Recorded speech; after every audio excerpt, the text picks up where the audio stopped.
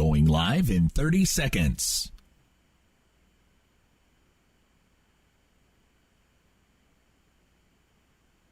Live in 20 seconds.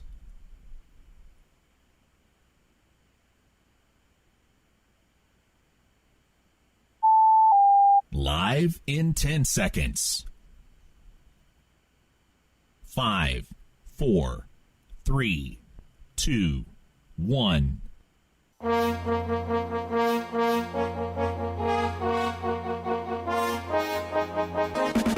And now it's time for Powell County Pirate Sports on the Powell County Sports Network. For a complete list of games to be broadcast, where you can watch or listen, and the great sponsors that make these broadcasts possible, visit listenlikealocal.com and click on the Powell County Sports Network banner on the homepage. Select games are broadcast across a combination of platforms, including 104.9 FM The Pickup, the NFHS Network, WSKV FM on Facebook Live, and at Powell County Sports Network on YouTube, and streaming audio available on virtually any internet-connected device. Just tell Google, Siri, or Alexa to play Pickup Country 104.9 FM, or listen anytime at listenlikealocal.com. Powell County Pirate Athletic broadcasts are made possible by our great sponsors, and we need your help to continue bringing you high-quality coverage throughout the season. If you own a business, represent an organization, church, or nonprofit, you can support Powell County Pirate Sports while promoting your name to loyal local fans. Give us a call at 606-663-2811 to learn how you can become a broadcast sponsor.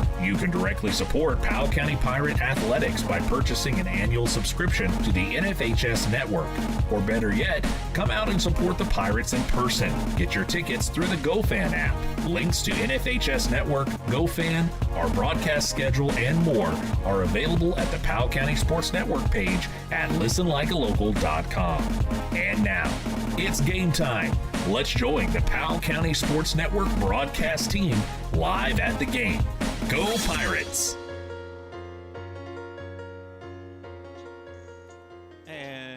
Welcome, ladies and gentlemen, to the Powell County Sports Network's coverage of Powell County High School athletics. Ken Simon along with David Faulkner and Ethan Moore as we are here at Eminence. Nevaeh Bridgeman back in the studio as well. My apologies, Nevaeh. As the Powell County Pirates traveling on the road tonight to face off against the Eminence Warriors as these two teams met last year. I'm getting a little feedback. These two teams met last year. The Pirates ended up winning 40-36. I'm getting all kinds of feedback in my headset. It's our first game out of the year, so we are, again, getting everything else set up for us. There you go. I know I sound good in my ear. Are you two or one? I'm He's two. two. You're two? Okay. Yeah. I got you then. Go ahead. I sound fine now. It's all right. All right, we're good now, yeah. Well, anyway, this is the first game of the season, so, we always have issues and difficulties. And needless to say, I printed out rosters earlier and got here to the game and was comparing things and realized that, nope, I sure didn't. Regardless, again, the Powell County Pirates won last year 40-36, a high offensive scoring game for Eminence. They rushed for like 350 yards. The Powell County Pirates about 250. The difference in the game, though, the Pirates about 160 yards passing, and that really was the difference. Now, new players, a few coming back, lost a few good players for the Pirates. They're in their white uniforms with red helmets, and for the Warriors, they're in their red pants and blue and red and white jerseys, an artificial turf here with a big E on there. The Pirates will be on the opposite side of where we actually are in our press box. And, David, when you look at this Pirate team, again, coached by Nate Skidmore, the Warriors are coached by Gary McPeak. But for the Pirates, again, you've got Brady Skidmore back in the starting position as far as the quarterback. And for the Warriors, they'll probably have David Ortega at their quarterback as well. I remember that name from last year, I believe, and maybe even the year before. So I think he's been here for a while, too, for Eminence. And we've had him for a couple. This is our second time here, so we've seen this team a couple times now. Again, it's not as bad of a drive as we thought it was going to be, about an hour and a half. Not a pretty easy drive.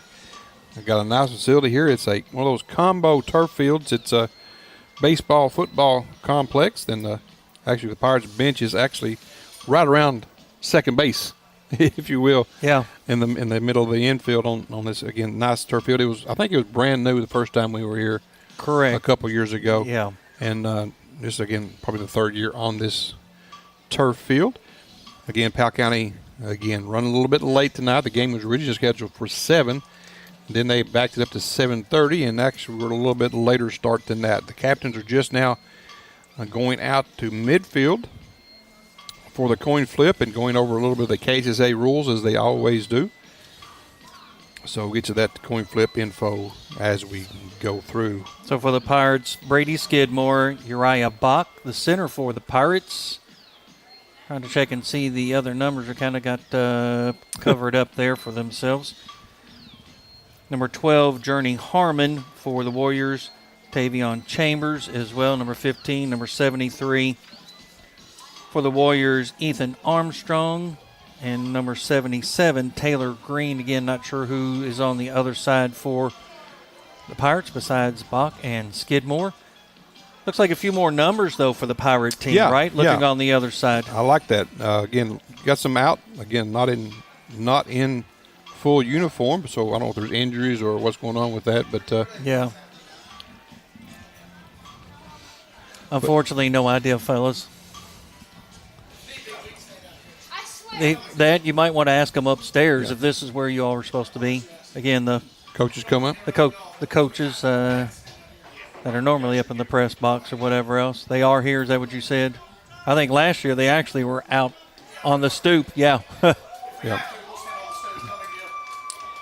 So let's see. Who else was out there? Number 58 and 51 for the Pirates. That would be Grayson Newsom. And 51 would be Russell Faulkner. Should have known that. Hey, big Russell, again, does a nice job. Young kid, sophomore, right? Or no, junior this year, maybe. Russell Faulkner is a junior. Yeah, Russell did a really good job. Yeah, these kids are getting old on me. When Brady and that group came up, Russell was one of those, what we call the freshman group as they came in. And next exciting group as they get ready to play the national anthem, it looks like, Ken, before we have our kickoff. So, guess we'll step away for a break here and come back with football action here on WSKV 104.9 FM. Okay, raise your hand if you've got a cracked screen, or a phone that barely holds charge, or a tablet that's slower than a Monday morning. Yep, I thought so. So before school starts, why not stop by your local Appalachian Wireless retail location and upgrade to the latest smartphone, tablet, or smartwatch? Whether you're a student, a teacher, or just ready for something new, we've got incredible back-to-school deals just waiting for you. So class is almost in session, and don't wait. Come into an Appalachian Wireless retail location and start the school year connected. There's more reasons to switch and more ways to save today, because we are you. We are Appalachian Wireless. What makes Whitaker Bank uniquely Kentucky? It's our promise to be more than a bank. We're your partner in growth, success, and community. From personal banking to business solutions, we're here to guide you through today's opportunities and tomorrow's challenges. This is Angie Rogers. I'm a loan officer at Whitaker Bank in Stanton. If you would like to learn more, give me a call at 606-663-2283. Whitaker Bank, uniquely Kentucky, member FDIC, and equal housing lender. You're listening to the Powell County Sports Network. Parents trust the emergency department at Mercy Health Markham and Wallace Hospital when their children hurt. When an emergency strikes, we are right down the street and ready to help. We offer full-service emergency care 24 hours a day, 7 days a week. We have X-ray, CT, and lab services on site for assessing, diagnosing, and treating patients quickly. The emergency department is a level 4 trauma center. You can expect expert care, quicker treatment, and improved outcomes. Choose the emergency department at Mercy Health Markham and Wallace Hospital in Irvine. Rumpke is proud to service customers in Powell County for your waste collection. For nearly a century, they've done waste and recycling right. They are a family-owned business and glad to have the Powell County community as part of that family. Rumpke is a supporter of Powell County athletics and is ready to help your family and be a good neighbor. Learn more about all of Rumpke's services, including dumpster rental at rumpke.com. That's RUMPKE.com. You're listening to PCSN. And welcome back here to the Powell County High School and WSKV's coverage of Eminence Powell County football here at the home opener for Eminence. first game for the Pirates, as it is Powell County set to kick off. It'll be number 5. That is Jake Kincaid to do the kickoff duties. Eminence back to receive. And back for the Warriors, number 1, David Ortega, and number 15, Davion Chambers. The Pirates going right to left. May not get that deep, sir. It may not get that deep. I don't expect it to, May but be still. Kicking ugly. We'll see. It is a little squib kick, and the Pirates are going to get it. Yes, they did. Pirates will recover. Yeah, nice job that time, and an excellent job on the line. Yeah, exactly, Yes. the block to push that offensive player back, and the Pirates will take over 1st and 10. Now, there could 40. be – is there a possibility – I don't think there's an interference penalty on that block, right? No, it was a clean block. You'd have to call a fair catch on a pop-up, but it was not. It was a nice kick by Jake to start things off. Powell County will have possession at the 48-yard line of the Warriors. So already Powell County in Eminence territory. So Skidmore in that pistol formation. 2 receivers, 2 players in the slot. Got 1 in the backfield. Can't catch his number the way that he is sitting right now. Skidmore, long count player in motion for the Pirates. And it's going to be a handoff. It's going to be a loss of on a yard. the play. Yeah. I believe that was Rogers. I'm not positive. Well, Is it 26? 24. I believe Easton Skidmore. Okay. I believe. Won't promise. Again, we just got our numbers updated right before we went 26. on the broadcast. It is Jake Rogers, number 26. So loss of a yard. That'll set up 2nd down and 11. I had to use the scoreboard tonight more than And we got a usual. timeout called. Looks by Eminence. Looks like they had no personnel on the left side in the defensive backfield.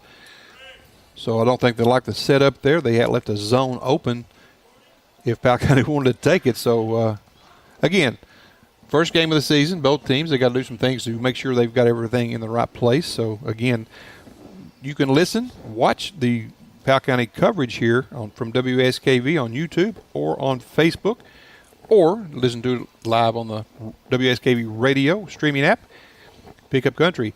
Again, a lot of ways to listen or watch your Powell County athletics and Powell County football tonight. So, again, Skidmore quarterback. In the backfield, it was Jake Rogers. Number 1, Carson Rice on the near side in that slot position, along with number 10, Braxton Pack. And can't see who's on the other side. Snowden is what I have. It is Easton Skidmore on that far side in that slot. Number 10. Still Carson Rice. If he can beat his man, he can get open. I think he might be one of the go-tos for Brady tonight. Again, in that pistol formation is Skidmore. Pirates going right to left, and everybody's going to be offsides. Yeah. Nice job. I'm going to at least believe they jumped. Yeah. Yes. So 5-yard penalty. They'll get 4 back. That's what bring up 2nd down now and doable. 6 yards to go. Who'd you say you have for 10? Braxton Snowden. Snowden. I don't know where I put Pack. Pack is number 9. Well, I guess that explains it. Yeah. Player in motion, Rice. Misdirection. And it was a misdirection, and they're going to lose all 5 that they gained on the offsides. Yeah, that one was looked like one of those counter plays that just did not jibe to a good up-front blitz by Eminence. Give them some credit on that, and Brady really had nowhere to go. That's going to set up 3rd down and 10, back to the original line of scrimmage. So up 5, back 5 at the 48-yard line inside Warriors territory. Skidmore. Here's the snap. And it goes off of the center. We saw that a couple of times last year, David, where it wasn't a clean snap. And when he tried to snap it in between there, that's going to push it back across midfield to the 49. Now, we have seen Nate be really aggressive in some of these plays. It's going to bring up 4th down. We've seen the Pirates go for this often at 4th and long. And they're coming out in offensive setup. I just really like a punt right here, but it doesn't look like they're going to do it. Again, split receivers on either side. Playing on the far hash mark are the Pirates, 2 slot receivers. Here's the snap. And he's going to be down at the 40 or the 39, 40, where they got marking? You at know, the 40-yard line, so a big loss. The line had no protection that time for Brady whatsoever. No, sure did. On like a 3-step drop, they were already in the backfield. So 3 players at that. They went the other direction on that series after the nice start on the onside kick. It went backwards from there. So now Eminence is going to have really good field position, Ken, at the Powell County 40 on their first down play after that quarterback snack in the backfield. And that's one of the reasons I think I would have liked to punt right there, just to give yourself a little bit of room early in the game. To me, you had shown no blocking up front for your quarterback, so I couldn't see that one going anywhere for the Pirates. I agree with you on that one. Again, especially at midfield, right? Try and pin them deep. That's kind of what we do, though. So now they've got 2 receivers on the near side. Player on either side going to be a quarterback keeper, and ball is loose. Was that a fumble? No, he held on to it. That's going to be number 12, Journey Harmon. He'll pick up a couple on the play, down to the 38-yard line. DeAnthony Elam, number 2, a receiver, along with number 15, Davion Chambers. They'll be on the far side. Slot receiver number 1, David Ortega, who was the quarterback last year. So, again, Journey Harmon, the quarterback this year, with the player lined up to his left. Missed who that number was. Going to be a handoff along the right-hand side. He's got plenty of room. Got some blocking, touchdown. And he goes in, and he'll get the touchdown. Number 9 for Eminence. 2 plays, and a score. 40 yards. Yeah, 36-yard or 38-yard run on that touchdown by the Warriors. Again, number 9. Who was that? What's that name? Number 9. I do not have a number 9. Okie dokie. It's early in the season for these teams with the rosters, right? That's correct. 40-yard touchdown run. 38. Well, they had the ball at the 40. Yeah, but they gained 2 on the first play. Okay. Yeah. But anyway, it'll be number 1 for the extra point. They will look like to sit up and kick. And that's a sprint. And number 9 goes back conversion. In. It's going to make it 8-0. We'll take a quick break here on the Powell County Sports Network. Hello, I'm Kayla Carroll, Marketing Director for CG Bank. Here at CG Bank, community means everything. It's why we do what we do. At CG Bank, we are your hometown bank, and we are here for you because we are you. We are not here just building business, but building relationships. That's community banking. That's my bank. Stop by any of our convenient locations in Irvin, Richmond, Berea, or Stanton and see what community banking is all about. Or visit us online at www.cg.bank. Member FDIC, Equal Housing Lender. Loan subject to approval. Contact an employee for further information about applicable fees and terms. At Wells Funeral Home, we have years of experience caring for families from all walks of life.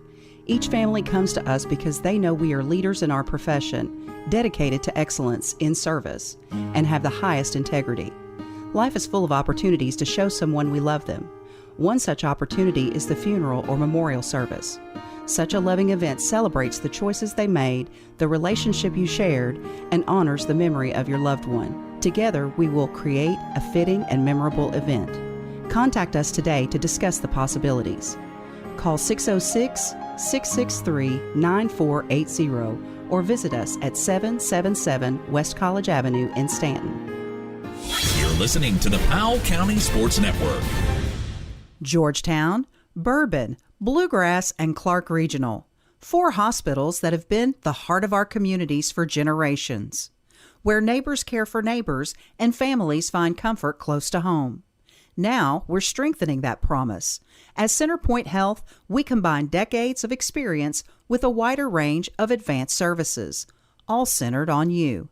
Together, we share a commitment to making care close, reliable, and personal. CenterPoint Health, it's care that specializes in you. Find your center at centerpointhealth.com. Hi, I'm Rick Stamper, Eastern Kentucky Market President at People's Exchange Bank, where community is who we are. For more than 100 years, we have proudly served our customers by offering banking experiences that are made to fit your needs. Because banking is not a one-size-fits-all. From customized home financing to flexible deposit options, we've got the resources you need to succeed. Visit me at 53 East Pendleton Street or check us out online at pebank.com to learn more. People's Exchange Bank, member FDIC, equal housing lender. All loans are subject to credit approval. You're listening to PCSN. And welcome back here to Eminence High School in Powell County football action. Eminence had scored to make it 6-0 and a 2-point conversion, both by the running back number 9, which we don't have a name. We apologize for that. He was injured on the 2-point conversion and just now getting off the field. So that's why we had a couple breaks there. So he came off the field, looked like he was okay coming off the field. So glad to see everything is okay with that young man. Don't like to see any of these kids go down with injuries. So no, regardless. Yeah. Home team or visitors, again, we don't like to see that happen. So set to kick is going to be number 53, Elijah Castaneda. I'm going for the onside kick if I'm... Nah, kick it deep. No? No. I would. You know Powell kind of came with the football in the first series if you saw it, right? So you just kick it deep and let them pin them deep as you can. See what he's going to do here again. It's 8-0. Just kicking it ugly. And looks like it's going to go out. It's hard to see here. Honestly, you're going to pick it up. And that's going to be Carson Rice. And they'll pin them deep. You know, again, that ball stayed in bounds. I actually kicked a little bit back toward the field of play on the kick. Again, it was kicked toward the sideline, but just took that funky bounce. Again, luckily, Carson was able to be right on the spot to pick it up. And Powell County will take over right around the 22-yard line. So a lot of field to go, and Powell County has got to get something established on their running game to open up that passing game, in my opinion here. Yeah, and it starts on the line. Just so you know, you all have a better view than what we have with the camera. Yes, you do. Thanks to Ethan up here. We're doing the we need a monitor from now on, you know. All right, Skidmore in that pistol formation. And the handoff in the backfield. That's who that was. That's still 2-yard gain, number 26. Maybe? That'd be Jake Rogers, I believe. Yes, gain of 2. So 2 yards for. It's our first positive running game. The only other positive play we had was the penalty. So good to get back in the positive side of that. Well, I guess we're still not back in the positive because of a couple sacks, right? True. It's going to set up 2nd down and 8, though, at the 24. And you got Rogers in the backfield. Snowden on the near side. Player in motion for the Pirates. Handoff's going to go back to Rogers. Player down for the Pirates. He's going to pick up about 4. Looks like that's Russell Faulkner down for Powell County. Yeah, we don't need him hurt, that's for sure. No. He's one of the big players, a lot of experience as well for That is 51, Russell. correct? That is correct, yeah. And Russell was hurt last year for a bit, so again, one of your key linemen there for the Pirates, Russell Faulkner. And big defensively as well. Yeah, while he's down, we'll go ahead and step away for a commercial break. Be back in a moment here on WSKV. Powell County is a community that works hard, plays hard, and looks out for its own. And PBT Bancorp is proud to be part of it. From personal banking and home loans to helping local businesses grow, PBT Bancorp is committed to providing the personal service you expect from a hometown bank. And when it comes to our young athletes, PBT Bancorp is cheering them on as a proud supporter of Powell County sports. PBT Bancorp, your hometown banking partner, invested in your future. Member FDIC, Equal Housing Lender, NMLS 257781. Toyota South in Richmond is moving forward. Family owned and operated since 1915. Meet General Manager Charlie Johnson. As a native of Powell County, I would like to personally invite you to take the short drive to Toyota South in Richmond. Between Toyota South and our 5 other dealerships, we keep around 600 used cars, trucks, and sport utility vehicles. So, regardless of what you're looking for in a used vehicle, chances are we have it, and as General Manager of Toyota South, I will make your short drive well worth your time. Come see me soon at Toyota South in Richmond. Toyota South in Richmond. Online at toyotasouth.com or call their friendly staff at 877-605-4326. You're listening to the Powell County Sports Network. Again, welcome back here to WSKV's coverage of Powell County Athletics here at Eminence, Kentucky. Again, Russell Faulkner being helped off the field. Looked like he has a left leg injury of some type. The further he got away from the field, the more pressure he was able to put on that leg, but still he had to be helped off the field. So, again, hope everything is okay with Russell. Again, he is one of the key members of that line. So yeah, both sides of the ball. Yeah. So that's going to set up 3rd down and 4 for the Pirates. And Brady Skidmore, the quarterback. Ashton Larson on the far side. Braxton Snowden on the near side. Jake Rogers in the backfield, lined up directly behind Skidmore. Player in motion.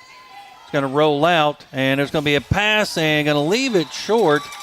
A nice cut that time by Carson Rice, but the pass a little bit rushed maybe, a little bit of pressure that time on Skidmore, so incomplete. That's going to set up 4th down and 4. Yeah, he's actually rushing. He's rushing a football away from his throwing arm, which, again, that is a tough pass for a right-handed quarterback. But it looked like it was open for a second. He just couldn't get enough on that pass. Yeah, he had the pressure, and it just a little bit too much of a lead that time, intended for But Rice. There was no way that the other team could intercept the ball, so not a bad deal there. It's just like Jake Rogers set the punt. I believe it's Jake Kincaid. Oh, Jake Kincaid, I mean.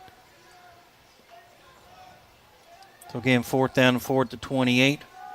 Player lined up at the 45 across midfield for the Warriors. High snap, and that's going to be trouble. And they're going to score the touchdown. Well, they're going to say just shy. I thought maybe he may have gotten in, to be honest with you. Well, I think Jake recovered the ball. No, he didn't. He didn't? No, he did not. That's okay. No, that's why I thought it was going to be a score, but instead they're going to mark it. Or first and inches, right? Yeah. So, again, an extremely high snap. There was nothing he could do. Nothing. But best option for him would have been trying to just kick it out, right? Kick it out of the end zone. He couldn't even catch it. He couldn't get to it to be able to do that. So, not much Jake could do on that play. 1st and goal at the 1-foot line, basically, even though it's 1 yard. This is a walk-in, I believe, here for Eminence. 4 plays to get there, right? Yeah. So now we've got number 4 up under center for them. That's going to be Brax Berry. Player motion. And it's going to go back to number 23. Do I have that correct, I believe? Raiden Steed.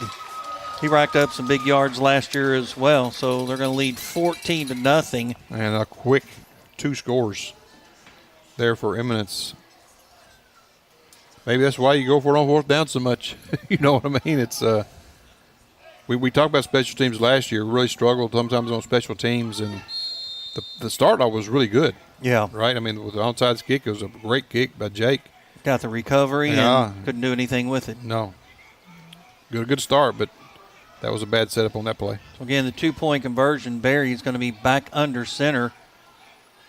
At number 5, Jackson Davis. Timeout. And another timeout. It's going to be the second one by Eminence.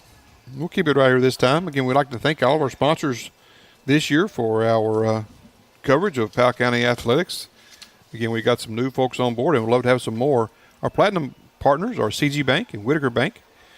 Gold partners, Mercy Health, Markham Wallace Hospital, Appalachian Wireless, PBT Bank Corp, Stanton, Rumpke, a couple new ads, those two. Our silver partners, Centerpoint Health, Stanton Ace Hardware, Powell County, Kentucky Farm Bureau, Toyota South in Richmond, Wells Funeral Home, and our bronze partners, Brotec Security and Fire Systems, People Exchange Bank, GTX Manufacturing, Whitaker Insurance Group, and Allen's Hardware in Clay City. Again, thank you very much for the sponsorship. Again, if you would like to sponsor Powell County Athletics, you can give myself, Ken, or call the studio during business hours, 2811. They're in Stanton, Kentucky. Just not during Tradio, please. Just not during Tradio. So set for the 2-point conversion. That bad snap. And they're going to get the stoppage there. So a bad snap cost them an opportunity, but good for the Pirate defense. Again, Jake Kincaid did a really nice job of getting back there to cover up the quarterback on that play. So now it'll be Eminence to set up for another kickoff. Last time they pinned us pretty deep, and then we 3 and out with a fumble. Well, not a fumble, just a bad snap. Yeah. And recovery at the 1. Well, we've had 2 bad snaps so far. Yeah. One, the pistol, and one on the where Skidmore just basically had to fall on it, and then obviously on the punt attempt. And no chance for Kincaid on that one. It's just snap went all the way back to the 1 yard line and recovered by Eminence, where they went on to score. So I forgot about this. Not a good start. You remember their lighting system? Remember they got the lights? I do now. Yeah, after they kind of they got some cool stuff here. They really do. Yeah, really nice facility. Let's see what the Pirates can do, though. They need to get a score on this one, trailing 14-0. And you can tell they're really the limited on how much space they had, and they kind of utilized it the best as they could here. And the softball field's down over the hill. All right, so number 53 again for the Warriors. Last time they kicked it ugly. I don't expect anything different. Castaneda. I hope I'm pronouncing that correct. For the Pirates, you've got Rice and Easton Skidmore back. I'm going over to the sidelines here to have a conversation with the head coach, Gary McPeak. Didn't necessarily see anything that would have caused him to have. Yeah, no clue. Clock, maybe? I don't know.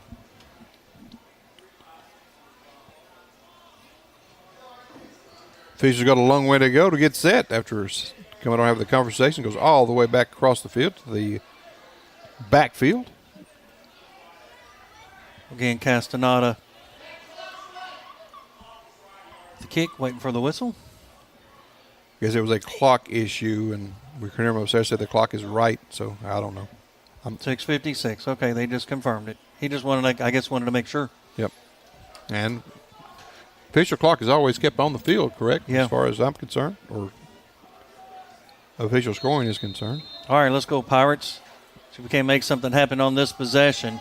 And it's going to go to Rice. He's going to catch it, and he goes down on a knee. They're going to call him down? Well, if he went down to a knee, he is down. He did. I didn't think he touched, though. He's saying okay.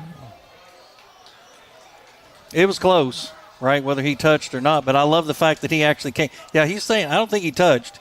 He went down low, and he made a great move to actually come and get that and was making a good run attempt at that point. But they're going to say he was down, but I don't necessarily agree with that one. But it doesn't matter what we think. No. So they have it 1st and 10 at the 26-yard line. Still having to go across midfield in Warrior territory. Again, Eminence leading the Powell County Pirates 14-0 here. Got to get some protection up front. Period.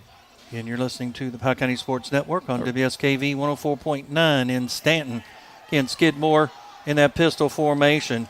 You got Rogers in the backfield, split receivers. He's going to roll back, going to get a little pressure, and he's going to get sacked. We're not getting any blocking up front. 3 players back there. It's going to be a big loss, taking it all the way back to about the 15-yard line, maybe 17. They're rushing more than what we have available to block.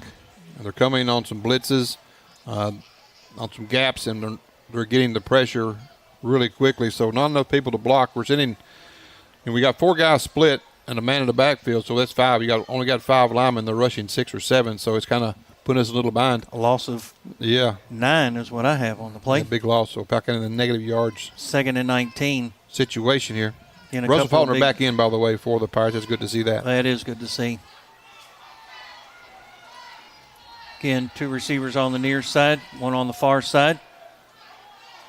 Skidmore going to back out. He's going to throw it down the middle and almost intercepted. We do have a flag at the point of the pass. There may be an interference penalty. I believe it will be, as it was Easton Skidmore. I'm not sure if he was intended or if it was Carson Rice who was the intended receiver, but did make contact before the ball got there. So that will be a 15-yard penalty if it is pass interference. That'll set up 2nd down and 4, if that's correct. Fisher's going to mark it off. Going to bring it all the way up to the 30. Look like the 33, 32, 33. 33, okay. So that is be 4th and 1. Second and 1, right? No, we got to get to the 41 or the 36. Okay. 26 where we started, correct? Yeah. Okay. So again, Skidmore, player in motion. Skidmore rolls out to the right-hand side. He's going to pitch it out, and it's going to be taken away right into the hands of number 12. That's going to be Journey Harmon, and they'll get another score. Tried to make the toss. It was tipped, and Harmon there with the catch and run from about 25 to 30 yards right there, maybe. And just like that, David, it is 20-0 with 5:49 still remaining here in the first quarter. not looking good for the road team Pirates here tonight. Again, that was a high toss from Brady to look like, I believe it was Carson, or was that one of the backs? It was, I couldn't tell. yeah. And again, just too high. It's hard for those running backs to get those hands that high with those shoulder pads, and a little bit too high and hard to catch it. And it goes right in the hands of what's his name? Holiday? Journey Harmon. Harmon, excuse me. So right in his hands. So Barry. I guess that'll be an interception then, right? Correct. Yeah. Well, it's backwards, be. so I guess it'll be a fumble. I don't know what it'll be. Regardless, Barry with it. It's a rolls score. out to the left-hand side. Going to make a pass. Oh, it's picked off. Powell County will have it. Yeah, it's dead, though. What? Oh, it was. You're exactly right. I was thinking at that point, I forgot they scored a touchdown. Yeah, it's See, he should be able to run that back to get 2 points. Yeah. Well, anyway, excellent play that time by the Pirates. I believe that was number 0, Peyton Larson, if I'm not mistaken. Or maybe it was number 10. I don't remember. My apologies again. This kind of got us all out of sorts here. But still, the 2-point conversion incomplete. Made a good play on the ball. 20-0, though, is your score. 5:42 to go here in the opening quarter. Powell County Pirates trailing the Eminence Warriors. Again, it was a close game last year where the Pirates won 40-36 and a high-scoring offense on both sides of the ball. They rushed for 357 yards, if I'm not mistaken. The Pirates about 257. Yeah, it seems like last year was one of those deals where, okay, you score, I score, you score, I score. Kind of way it was, yeah. This time it's they score, we don't score, they score, we don't score, right? It's kind of a one-sided situation here. Powell County has got to find something, to find somebody open, just pop something. And, again, right now they trail 20-0. Got to stay away from the turnovers, though. They've had 2 key turnovers deep in Eminence territory that has led to most of this 20-0 deficit they face right now. Castaneda, again, set to kick off at the 40-yard line, going left to right. Pirates going right to left. Powell County in their all whites with red trim and the red helmets. And it's going to go out, I believe. And it will. Pirates will have it. Mid 35-yard line that 10, goes out of bounds. So best field position for the Pirates. But, for Eminence right now, you're confident that your defense is going to stop the Powell County offense. You're limiting Skidmore to really nothing right now. It's just they're overloading and bringing more than what Powell County can block for. And a good game strategy, I guess, for Eminence, if you will. The ball at the 35 to start play. And we're back to the drawing board for the offense here. Powell County trailing 20-0. And going right to left. Yeah, this is the most sluggish I have seen this Pirate offense.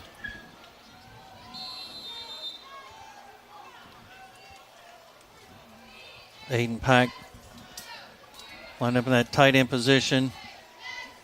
Carson Rice on the near side. Rogers in the backfield. It's going to be another pass. Skidmore rolls out to his right. Still rolling out to his right. He's got a little bit of room, and nice open field tackle from behind. He'll gain about 4 yards on the play. Number 2 or number 7 there. Well, that's one thing we haven't seen thus far, though, Ken, is Brady Skidmore getting out in the open. And he has been pretty much most of the offense for Powell County the last couple of years. Again, he last year wound up with an injured shoulder, but looks like right now it's not bothering much at all. So that's good to see that he's kind of freed up with that shoulder, Ken. Maurice Roberts on the tackle. So 2nd down and 6, the ball at the 39-yard line. Clock continuing to run under 5 minutes here in the opening quarter. And offsides. Just a little bit. Skidmore must be doing a nice job with his cadence, right? Because he's done that a couple of times to draw those players offsides. Listen, Brady does technically a whole bunch right. He's really a nice quarterback. It's just you got to block for him and give him some protection so he can do his job. And we always say these linemen don't get a lot of the credit, but they are the heart and soul of your line, of your team, is that these lines, they have to get it done up front. So 2nd down and 1 now for the Pirates. Ball just shy of the 45. Another offsides. We're going to get another first down this time by way of offsides. And also, notice the Powell County Pirates can have actually brought more people to the line. That is to probably give us more protection. Like I said, they're overloading us you got to kind of change it up a little bit. So Powell County now has not putting 4 wide. They're actually putting people on the line on the wide side. So I think that will help give you additional blockers up front to protect Skidmore. One Coach Gary McPeak yelling at the second player, the last 2 plays, again, they've given up 10 yards. At that point, again, if you're on that line, you're watching the ball. I could care less what the quarterback's saying. I'm watching that ball. And obviously just not the discipline there as you're going to have Rice in motion. Going to come back the other way. Skidmore will have it on the near side. 24. Going to get a clean block, and he's going to get up to the 50, maybe the 49. Nice open field tackle that time by, tell you what, number 15, Tavion Chambers. Eastern ran a long way to get 3. But it is a positive play for the Pirates. So actually, 2 yards. 2 yards, yeah, just 2. He probably ran 20 to get 2. But a nice little play, misdirection on that one.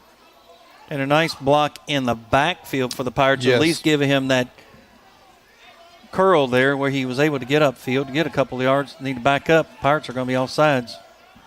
Watch this. We're going to get a flag right here. No flag. No, he didn't. I can't believe that. There's a throw, and it's caught by the Pirates. And we're going to go in for the score. Nice job, as that's number 3, Ashton Larson. I can't believe we didn't get called for all sides. Well, here's the thing with that line receiver. If he checks with the official and says, am I okay? And he says yes, you better not throw the flag. I didn't ever see him look over. Then I don't know. Then maybe you're right. Well, again, you're blocked. Again, we don't have great That view is correct. right here. But still, we were 100% lined up off sides. But, again, we'll take the score. That's awesome, as that will actually be, where were they at, the 49-yard line? So a 49-yard touchdown pass. To wide open Ashton Larson, right? Yes, wide open Ashton Larson. Those extra blockers, I believe, really help. That's a nice adjustment by the Powell County coaching staff. Now here comes Kincaid for the extra point.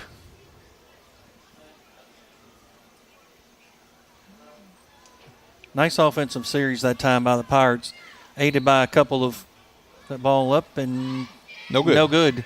Low and left or just low? I believe low and left, it looked like. So 20-6 is your score. Right. We'll take a quick break and come right back here on the Powell County Sports Network. Hey, I'm Wyatt Denniston, owner of Stanton Ace Hardware.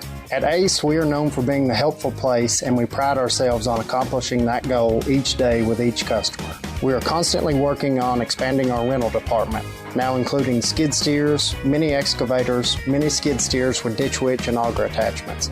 We also have delivery options available. Shop local, save money, and get quality products from people who love this community. We are Stanton Ace Hardware, supporting the broadcast of our Powell County Pirates. We understand where you are, and we know where you need connection. Friday night lights, Tuesday night basketball, the marching band, the robotics team, and here's the funny thing. You'll probably see Appalachian Wireless supports all of them, and you know who you probably won't see? That's right, those big carriers. Because supporting our communities isn't something we do when it's convenient, it's who we are. So if you're thinking about switching, remember, where you spend your money, it matters. So keep it local and keep it connected, because we are Appalachian Wireless. You're listening to PCSN. Welcome back here to Eminence High School in northern Kentucky. Northern? I guess northern. No? Central? Upper Central? Well, how about we just say we're west, about 45 minutes from Louisville? Okay. That's okay. I still think it's... I wouldn't say we'd be central. We're in the kind of north central.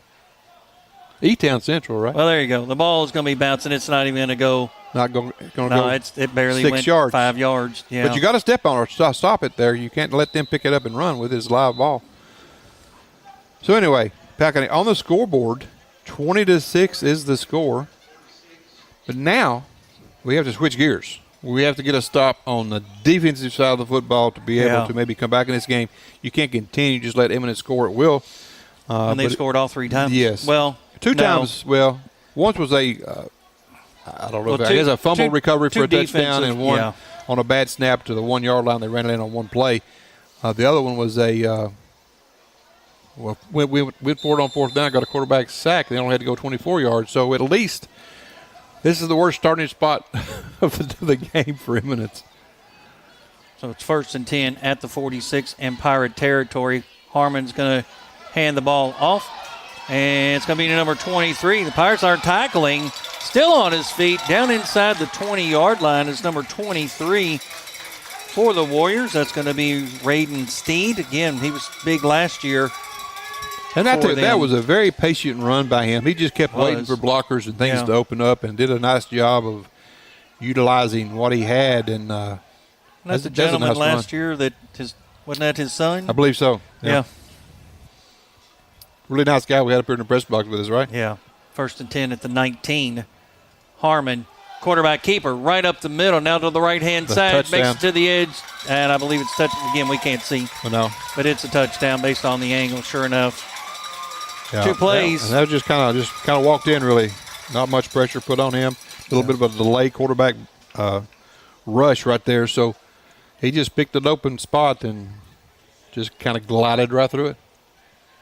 26-6, assuming the 2-point conversion coming here.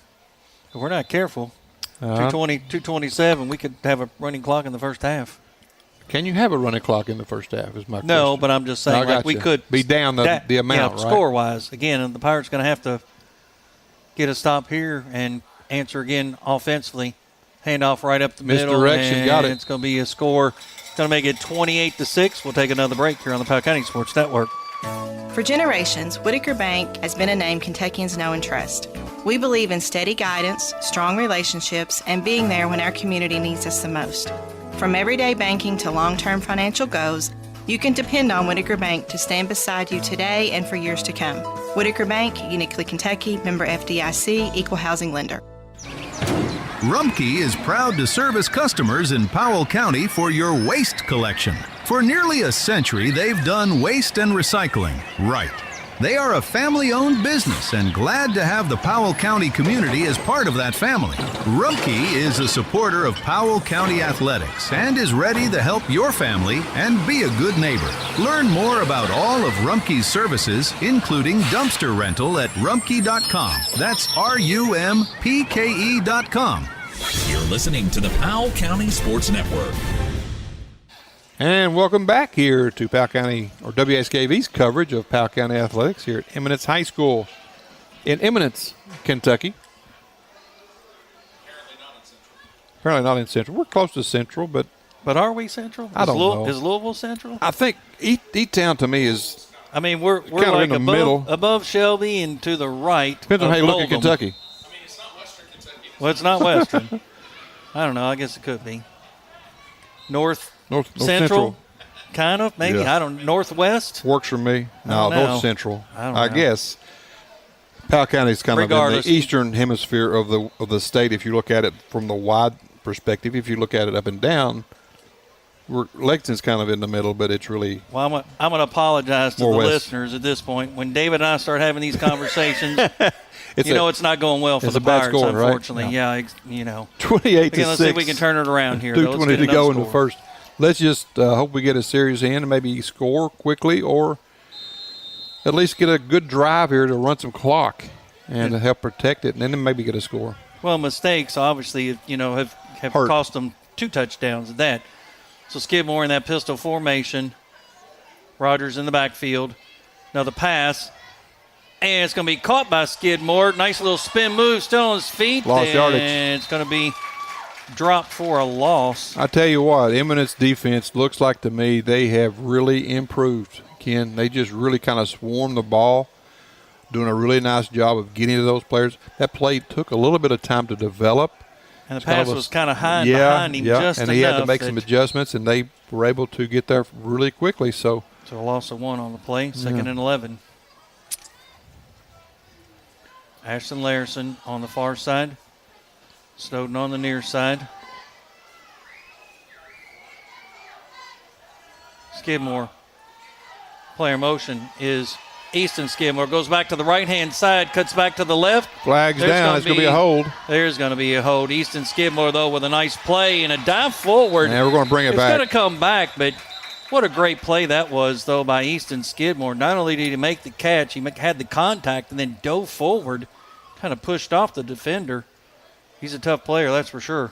Yeah. But again, it's going to be a hold against the Pirates in the backfield.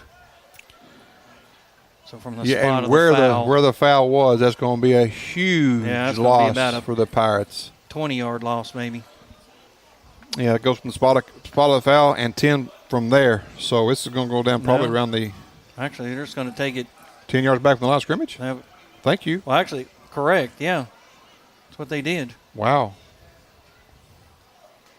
I thought it would have been spot. I thought it was 10 yards from the spot, but maybe I'm mistaken on that. All right, so it's going to make it 3rd and about 20 Forever. yards, 10, 20, 21 yards.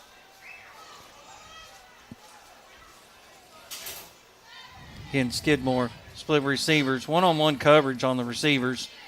He's going to roll back, he's got some pressure, and he's going to get dropped. Another loss back at the, the 21-yard line maybe? Yeah. So the ball was at the 24. Loss of 4.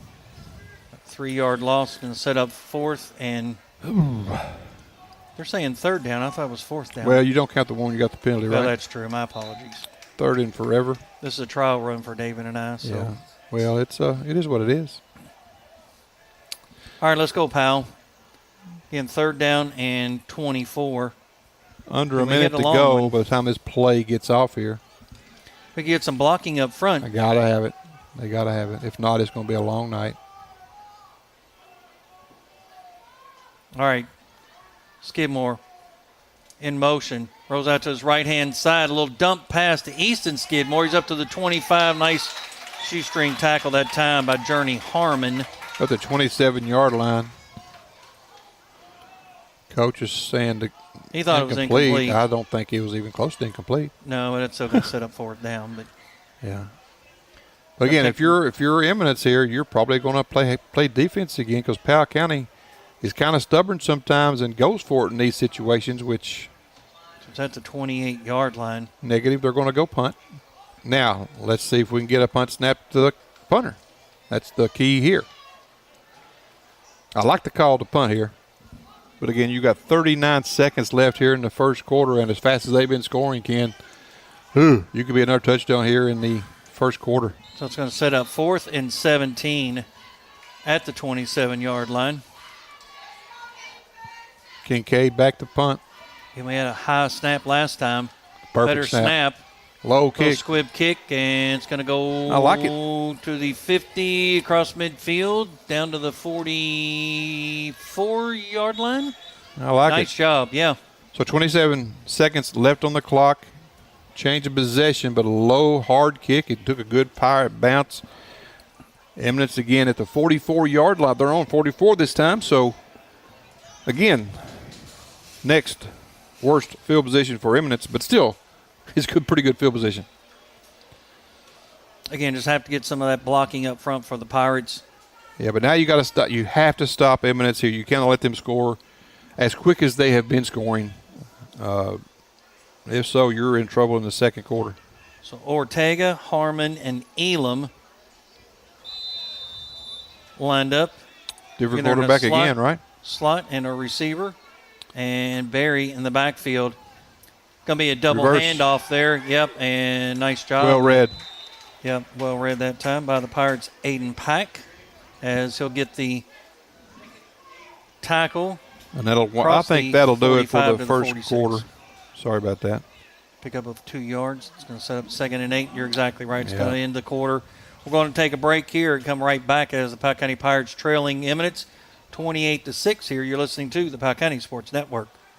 Mercy Medical Clinic of Powell County, a service of Markham and Wallace Memorial Hospital, is personal primary care for you and your family.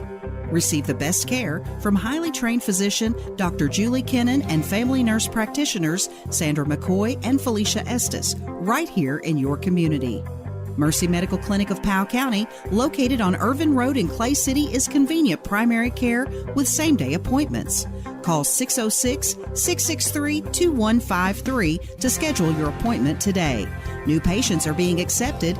Trust Mercy Medical Clinic of Powell County. Friends and family caring for friends and family. At Powell County Farm Bureau, James Dennis and Anna Tipton offer unmatched dedication and personal attention. If you're looking for a specific insurance product, they offer auto, boat, church, commercial, earthquake, farm, flood, health, home, life, mobile home, motorcycle, umbrella, and more. If you need it insured, stop by and see your insurance company. That's Powell County Farm Bureau. big on commitment. Located at 170 Court Street in Stanton, or call them today at 606-663-2222. That's Powell County Farm Bureau, big on commitment. You're listening to PCSN. Again, welcome back to WSKV coverage of Powell County football here tonight here in Eminence, Kentucky. It'll be Eminence to start the second quarter, leading 28-6 with the ball, second down and 8. Now they're going right to left. It's going to be a pass, going to go to Harmon. Going to break a tackle I'll tell you and what, take it up across the 50. Flag down 48. on the play on the far side of the field. No bearing on the play whatsoever. May go against Eminence. Yeah, I believe so. It's going to be number 77, Taylor Green. And while you're over there carrying on a block the way he was on that side of the field, I have no idea. Yeah, he's raising his hands like, I don't know, Coach. But he did it. It's too easy for the official to throw the flag. Oh, that was out. And, I mean, that was over on next to the Pirate bench where that penalty occurred. That's like 40 yards away from where the play was. To the face. Hands to the face. That's a 15-yarder. Personal foul. Now, to me, that's a start maybe where you can maybe get a stop here early in the second quarter. Now you kind of pinned them back here on second down. Yeah. That was going to be a decent run or pass play. Going to be brought back by penalty, but they'll have second. It goes back to the original line of scrimmage and then back to 15, which he only went 14. 23 yards probably, I would think. 23 yards to go here on second down. So second down, winding the clock here. It's going to be a handoff. Right-hand side, and nice tackle that time as run by David Ortega. We got another player down for the Pirates. Look like a chop block, to be honest with you. 71, is that the number? That is the number for the Pirates. It's going to be another player down also Ellison. for Eminence, Ken. So 2 players down on this play, one for the Pirates, one for the Warriors. And that's David Ortega for them. And again for the Pirates, Carson Ellison. Now another one of those key linemen for the Pirates. Again, Carson been one of the mainstays there for the Pirate line as well. One of their key players is for Eminence. So 28-6 is your score. Eminence leading the Powell County Pirates, 11:34 here in the first half remaining. Again, just underway here in the second quarter. Was there a flag on that play as well? I did not see a flag. Well, they just threw the flag back to the referee. Ortega is getting up. Limping off the field. Yeah. And it's possible that the two of them collided. Ellison's still down, prone. He is moving around, but training staff for Eminence over there giving a Powell County. He's going to get up. A hand? Well. Looks like a lower extremity type injury to Ellison as well. He's going to be helped. Another leg injury. Yeah. Again, Faulkner went out earlier with a little bit of a leg injury, but came right back in on the next series. We hope everything is now going to be okay with Carson on this play. But we'll see if we had a penalty or not. Again, the ball's all the way back to the 21. They did assess a penalty on that play. So probably a chop block, I would think, maybe in the call. Well, they have to get all the way up to the 46-yard line in Pirate territory, so across midfield. So 21, 29, and 4 is 33 yards to go. Third down here for Eminence. All right, let's see if we can't get a stop right here. Getting a long third down here. Pirates need a defensive stop. It's going to be a handoff along the right-hand side. Nice Gets back contain. to the left. Still on his feet. Good containment by the Pirates. Keep it in the middle, though. Finally dropped down. Number 23. You can give up the 5 and 6 yards. You just couldn't have given up a big run right there. Good job by the Pirates. Contain it to the middle where your people are. Now let's let that ball get to the edge. Steed on the run. So fourth down, it looks like they're going to set up the punt. Again, this is one of the breaks you need if you're the Pirates to try to get back in this game is turn them over on downs, get the ball, and maybe successfully get a play going on the offensive side. But Haven't seen them punt yet. And the personal foul, right? How huge was that to go back to 15 yards? 3 big penalties on that series for Eminence is the key here. Yeah, the initial 15-yarder, though, would kind of put them in a hole. Yeah, they kept moving the football pretty well. They just got struck by the big penalties. 45 yards in penalties on that series. And there's a flag, maybe a delay, because it's the back judge here. That'd be the clock. Well, delay. Delay. Against Eminence. Okay. 5 more yards. Back them up 5. Back to about the original line of scrimmage to where they had the last penalty from. They had gained about 5 or 6 yards on that play. 23-yard line, it looks like. So 4th and forever. 15 is your punter. Tavion Chambers. Straight up. Punt. Yeah. Get away from the ball if you're the Pirates. Pirates are, they're going to bail out.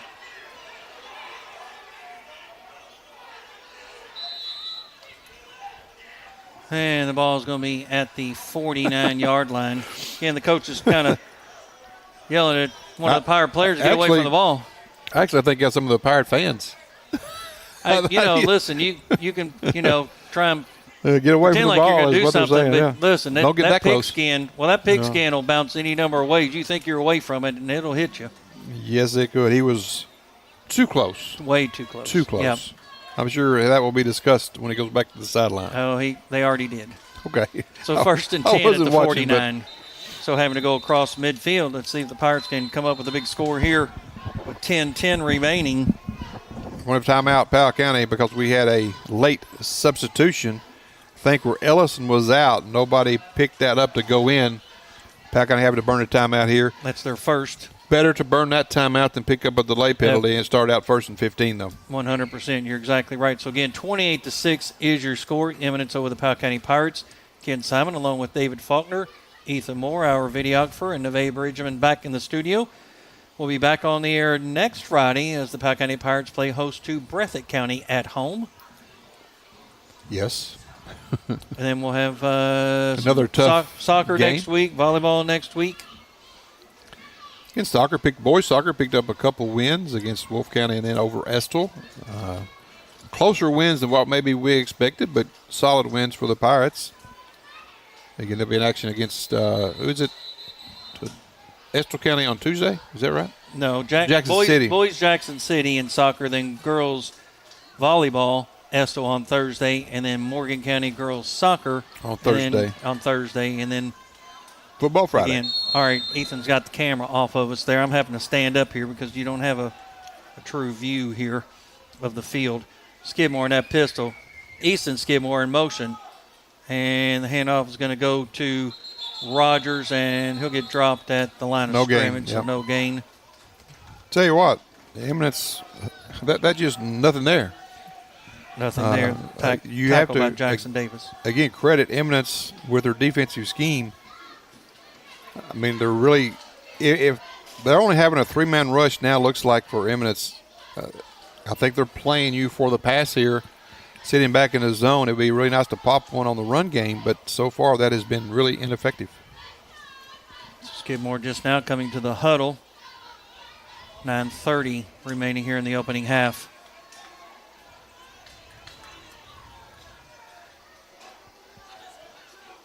Player motion. Going to be a handoff across the 50 and going to be brought down about the 47-yard line, it looks like. Pick up a 4 or nice Rice. Run by, yep. 3rd and long. I think they're definitely 4-down territory here. Yeah. 3rd down and about 7. Yeah, if they could pick up 6. Probably 6. If they could pick up another 3 or 4 yards here, that's doable on 4th down. Again, at least getting some forward progress, that's what matters, right? I definitely think Just the run. Settled in here. Maybe see the quarterback option here. So 3 receivers on the far side, 1 on the near side. Skidmore rolls out to his left. He's got some blocking out front. He's got room. He's going to get the first down, and he's going to slide. Smart play that time. He'll get the first down across the 40-yard line to about the 38. That's something a little bit new, I think, for Brady. The slide down. It's a smart play. It is a very smart play, again, to protect himself from injury and protect the quarterback a little bit. When you pick up the first down, so at that point, you've already gained enough to Yeah, and I think that was the right play. A little quarterback rollout. Definitely. Run behind your receivers. The initial play, I don't think, but once he saw the opening. I think that was probably the initial play. He had that option anyway, right? Player motion. Going to be the handoff to Rogers up the right-hand side and still on his feet, still pushing him. Going to get down about the 35. Good push from the line from the back that time on the little scrum going forward for the Pirates. So pickup of 3 on the play. That'll set up 2nd down and 7. I'm telling you, just not much there up the middle. Again, give credit to Eminence, but Powell County's got to develop something at the line to get a little bit bigger openings there. That was a little bit of trouble in the backfield. Actually, quarterback and running back came together, kind of threw some timing off there. Everybody bunched in. Player motion. It's going to be a pass play, and he's going to spin out along the left-hand side. I thought it was going to be a sack. Instead, he's across the 25, the 20, and he'll run out about the 17, 18-yard line. How they didn't get the tackle. What a great move that time by Skidmore. He felt that pressure and was able to spin around the defender. Listen, that kid is so athletic. If you give him a little bit of daylight, I don't think people realize how quick he is. When he gets going, he is and he's hard to bring down. Now, he's running a little bit safe right now, which I like. I don't like him charging forward as a timeout on the field. I'm not sure who Eminence took the timeout. They did. That's their last timeout. 7-10 remaining here in the opening half. Again, Eminence leading 28-6 over the Powell County Pirates, but Powell County threatening in the red zone here. The ball at the 18-yard line. Again, 2 good runs by Brady Skidmore. Well, he has been their offense for the last couple of years. If he needs to run the football more, but again, they're trying to protect him as well. So it's going to be a catch-22 for the Pirates. Again, I'd like to thank our sponsors. Again, I'll make this plug. We like what we got. We got some new people on board. We would love to have more sponsors jump in and join our sports team. Again, it helps us create better coverage for our athletic program. Again, just call the station 606-663-2811 during business hours, not during radio. up until about 4:30. Talk to Angie or Angela, usually there. Ethan, you can call myself or Ken if you have our numbers, and we'd be glad to help you set up a sports package to complete the rest of the year. Again, you don't have to be. You can do year to year. If you start now, you can do next year about the same time. So, again, you can join us late. We'd love to have you join the sports team. Again, 7-10 on the clock. Both teams back out on the field. Skidmore in that pistol formation. Again, the Pirates put a lot more players on the line. Quarterback keeper rolls out to the right-hand side. He's got some blocking. He's going to cut back left, and then he's going to get bottled up for a loss. Yeah, it just finally shut down. That's really good contained by Eminence. Again, I have noticed that for Eminence the entire game. They have stayed in contain, which means their outside players do not let you get outside of their widest player. They're doing a nice job of balling it up, not letting anything get to the extremes, and the other guys then just kind of swarm in. So loss on the play. It's going to push it all the way back to the 22-yard line. It looked like he had that edge, and then they just closed it really quick, didn't they? They just had nowhere to go. Again, nice job of the closure there by Eminence. So the ball is on the near hash mark here. 6:25 remaining here in the opening half. 2 receivers on the far side. Player in motion is Easton Skidmore. He'll get the handoff, and he'll jump across the 20 to about the 19-yard line. Well, yeah, to the 19-yard line. Yeah, nice little lunge forward there to get that last little bit of yardage. Again, that's picking up back to about the original line of scrimmage. That's going to set up 3rd down and 11. 6 minutes to go here in the second quarter. Pirates down by 22. This is a good sustained drive, though, Ken. They burned some clock here and trying to be able to stop Eminence maybe from get down and scoring again.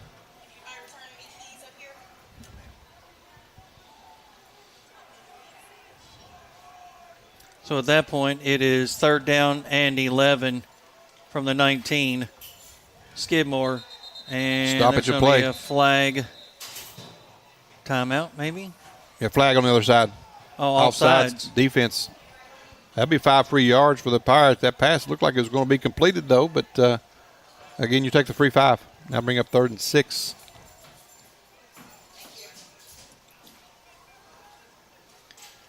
So another offsides penalty. Ball will be at the 14-yard line. So 3rd and 6. Definitely 4-down territory here. A little bit more manageable. Again, so hard to see. I think Dax and Logan got the idea. Outside on the ledge, you can see everything, right? You can hardly see much of anything in many respects. He rolls out to the left-hand side, looking to make a pass play. And it's going to be tossed up and incomplete. No, Did that's he say completed. He caught it? That's going to be an interception? They're going to say an intercept. I don't see how he made that. He only had... Yeah, it is an interception. Wow, I thought when he landed, his foot was out of bounds, but they're going to say it's an interception. That was one that Brady doesn't normally make. That was he one was thrown rolling up. away, throwing right-handed, rolling to his left, throwing right, and... But that's something that we've seen him in the past. Just throw it away, not give that an opportunity for the defender, or throw it where the defender can't catch it. Normally he does that really well. That time just got a little air under it and hung up for the defender to make a play on the ball, which he did. So looks like Eminence here, 28-6, 5:02 to go here in the second with a chance to go up. They can drive, but they got to go a long way to get there. Hopefully Powell County can really extend this drive out. With no timeouts at that. Powell County will have the ball to start the second half. So it's going to be Harmon now at the quarterback. So I'm going to stop the play again. Timeout Pirates, probably. Yep. Yeah, timeout for the Pirates. Let's take a quick break before we right back. Hi, I'm Michael Bucky Wilson, CEO, President of CG Bank. Here at CG Bank, community means everything. It's why we do what we do. At CG Bank, we are your hometown bank, and we are here for you because we are you. We are not here just building business, but building relationships. That's community banking. That's my bank. Stop by any of our convenient locations in Irvin, Richmond, Berea, or Stanton and see what community banking is all about, or visit us online at cg.bank. Citizens Guaranty Bank, member FDIC, an equal housing lender. Qualifications and rules may apply. See institution for details. When it comes to precision, performance, and getting the job done right, that's what you call a winning team. And that's exactly what you'll find at GTX Manufacturing in Clay City. Proud supporters of Powell County sports, GTX Manufacturing is a U.S.-based company specializing in wire harness, cable, and electromechanical assembly, delivering high-quality solutions right here in our community. So whether it's Friday night lights or game day on the court, remember the team behind the team. GTX Manufacturing, cheering on the Pirates all season long. You're listening to the Powell County Sports Network. And welcome back, as will be Journey Harmon in that pistol formation in his end zone. It's going to be a long pass, going to air it out. Pirates might get an interception. Oh, that could be offensive pass interference, but no call.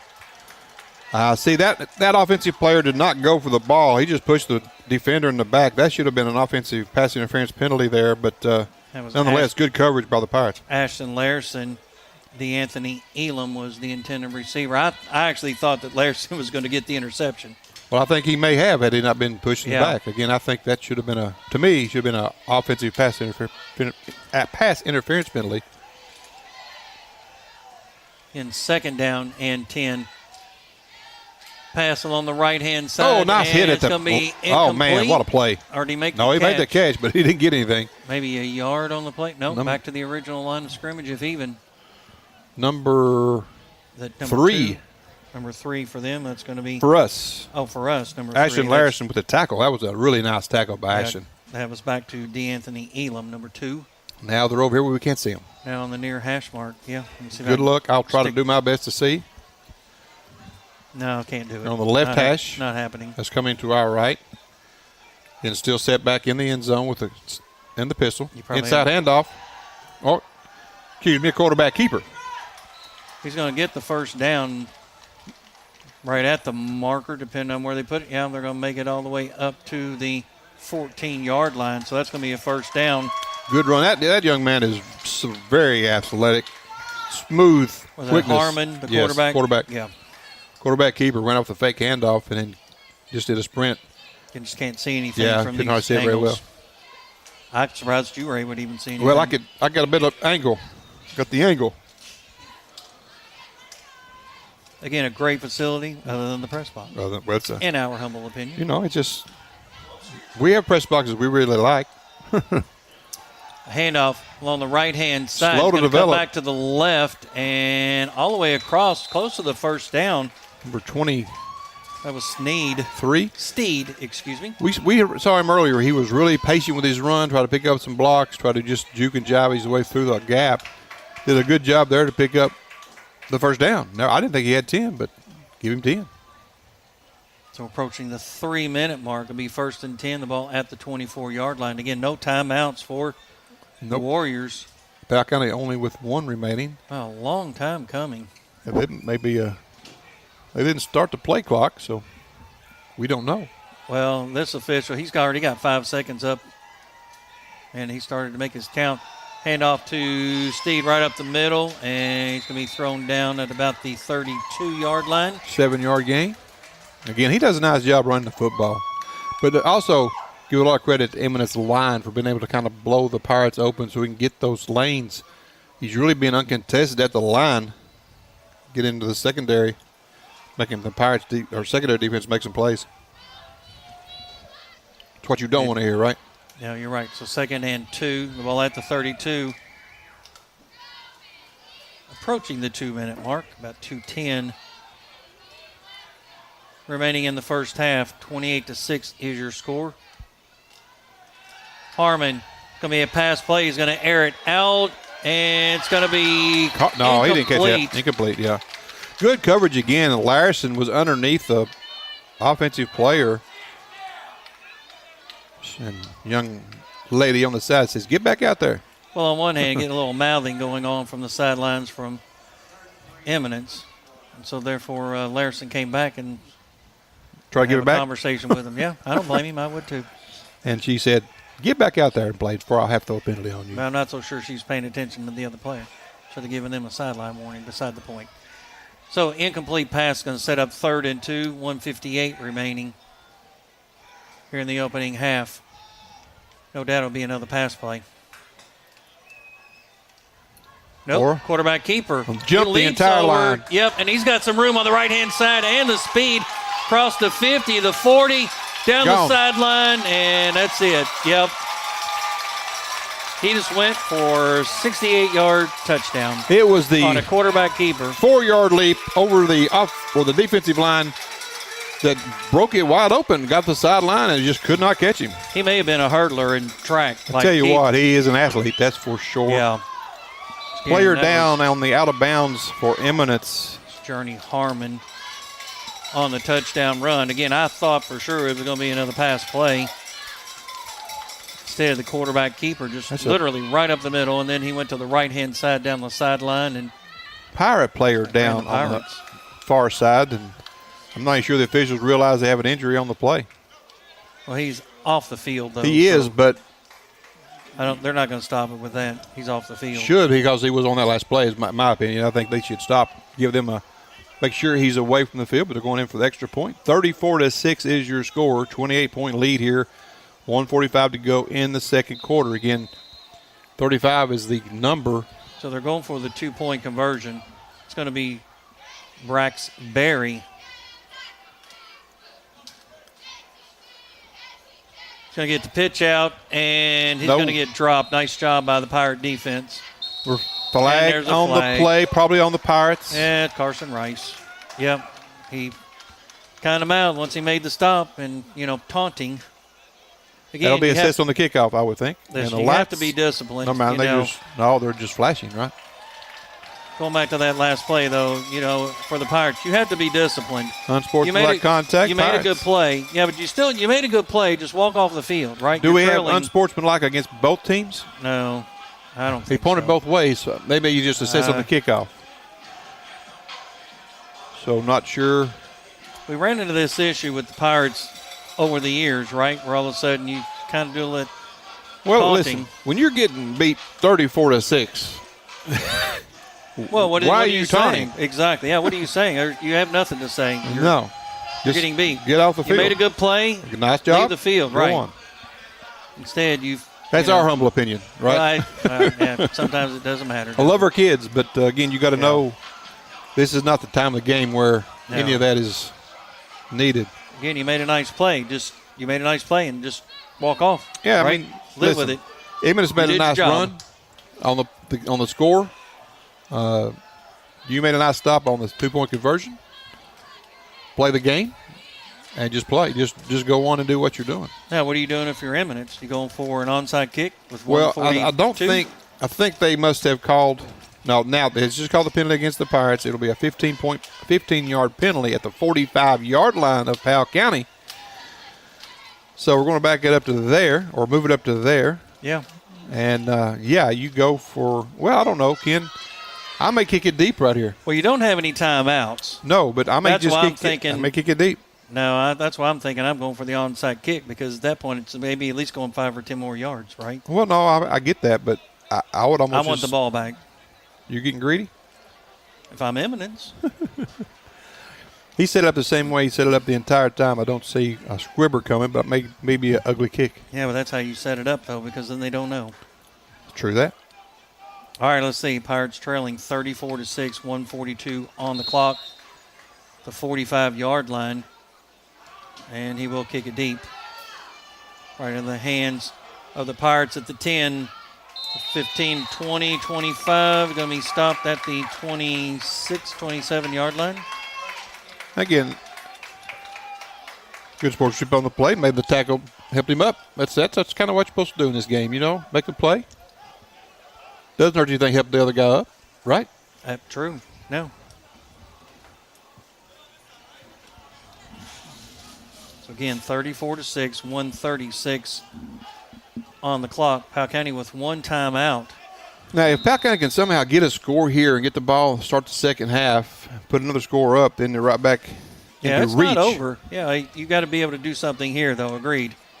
You need a touchdown here to get a little bit closer. Skidmore backs up, rolls to the right. Long throw and intercepted. Yes. Yeah, it's going to be intercepted by number 15, Tavion Chambers. Slipped that one a little bit short, but he had a defender on Skidmore that was rushing him. Kind of threw it up in the air right before he was about to get hit. And just didn't have enough on it, but again, the pressure was there. Just not doing a good job on the line there. So another turnover here. They'll have it 1st and 10 at the 47-yard line. So having to go across midfield, but, that 128, they've got time. It hasn't taken that long to score on most of their possessions. No, 35 points. And, if they score here with a touchdown, it will be a running clock unless the Pirates can score at the last second here in the second half. So let's see who's going to be the quarterback here. Oh, I think they're going number 4 this time. Yeah, it's back to Barry. Looks like the rotational, right? Every other series? Possibly, yeah. Again, split receivers, player lined up to his left. He will make a pass play, and it's going to be caught by number 2 down to the 40, the 35. And he's going to be brought down inside Pirate territory. They'll stop the clock to reset. Move the change. 110, and they actually kept it rolling. DeAnthony Elam. Well, that's on them. He told them to stop the clock. He did. Well, I think he put it back in play pretty quick. Under a minute to go. Yeah, they're actually in hurry-up mode, right? They're going to have no timeouts. A little bit confusion. Plenty of time. 48 seconds is plenty.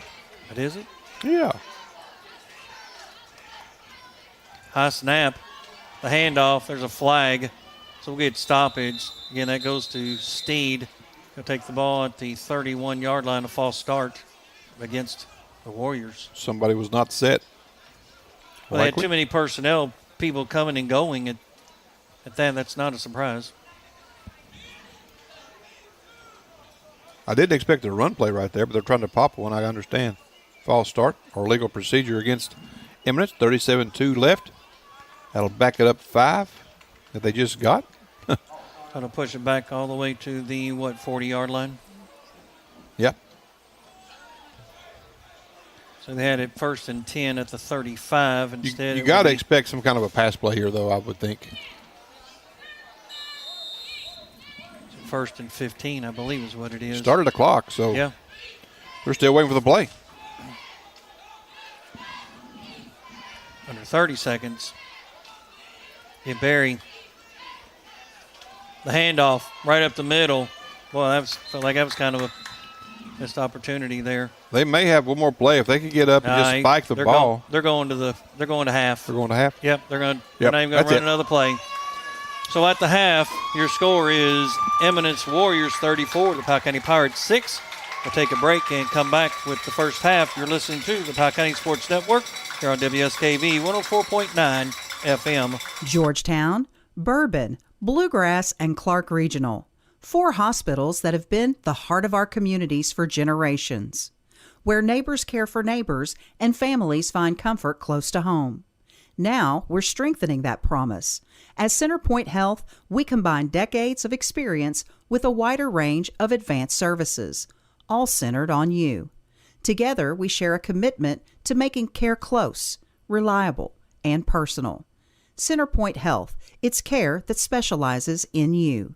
Find your center at centerpointhealth.com. Protect Security are proud sponsors of your Powell County Pirates sports. You need to check with Monty from Protect Security. There's no install charge on the base system. No phone line is needed, so all you have to worry about is a small monthly fee. They can install cameras. They can do full home automation, fully interactive so that you can lock your doors when you're away from home. That's your local security company, Protect Security, keeping your home, business, or other location safe and secure. Give them a call today, 663-9348. You're listening to PCSN.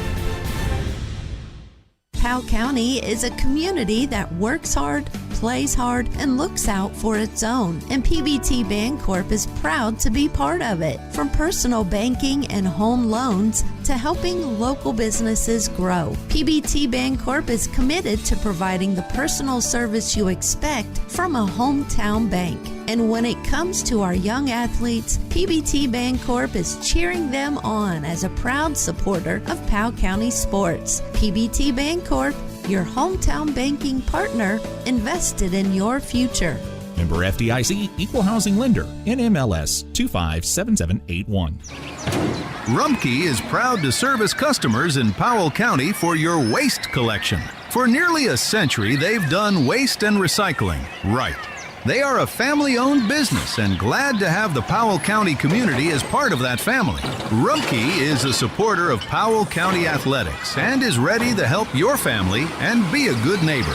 Learn more about all of Rumpke's services, including dumpster rental at rumpke.com. That's RUMPKE.com.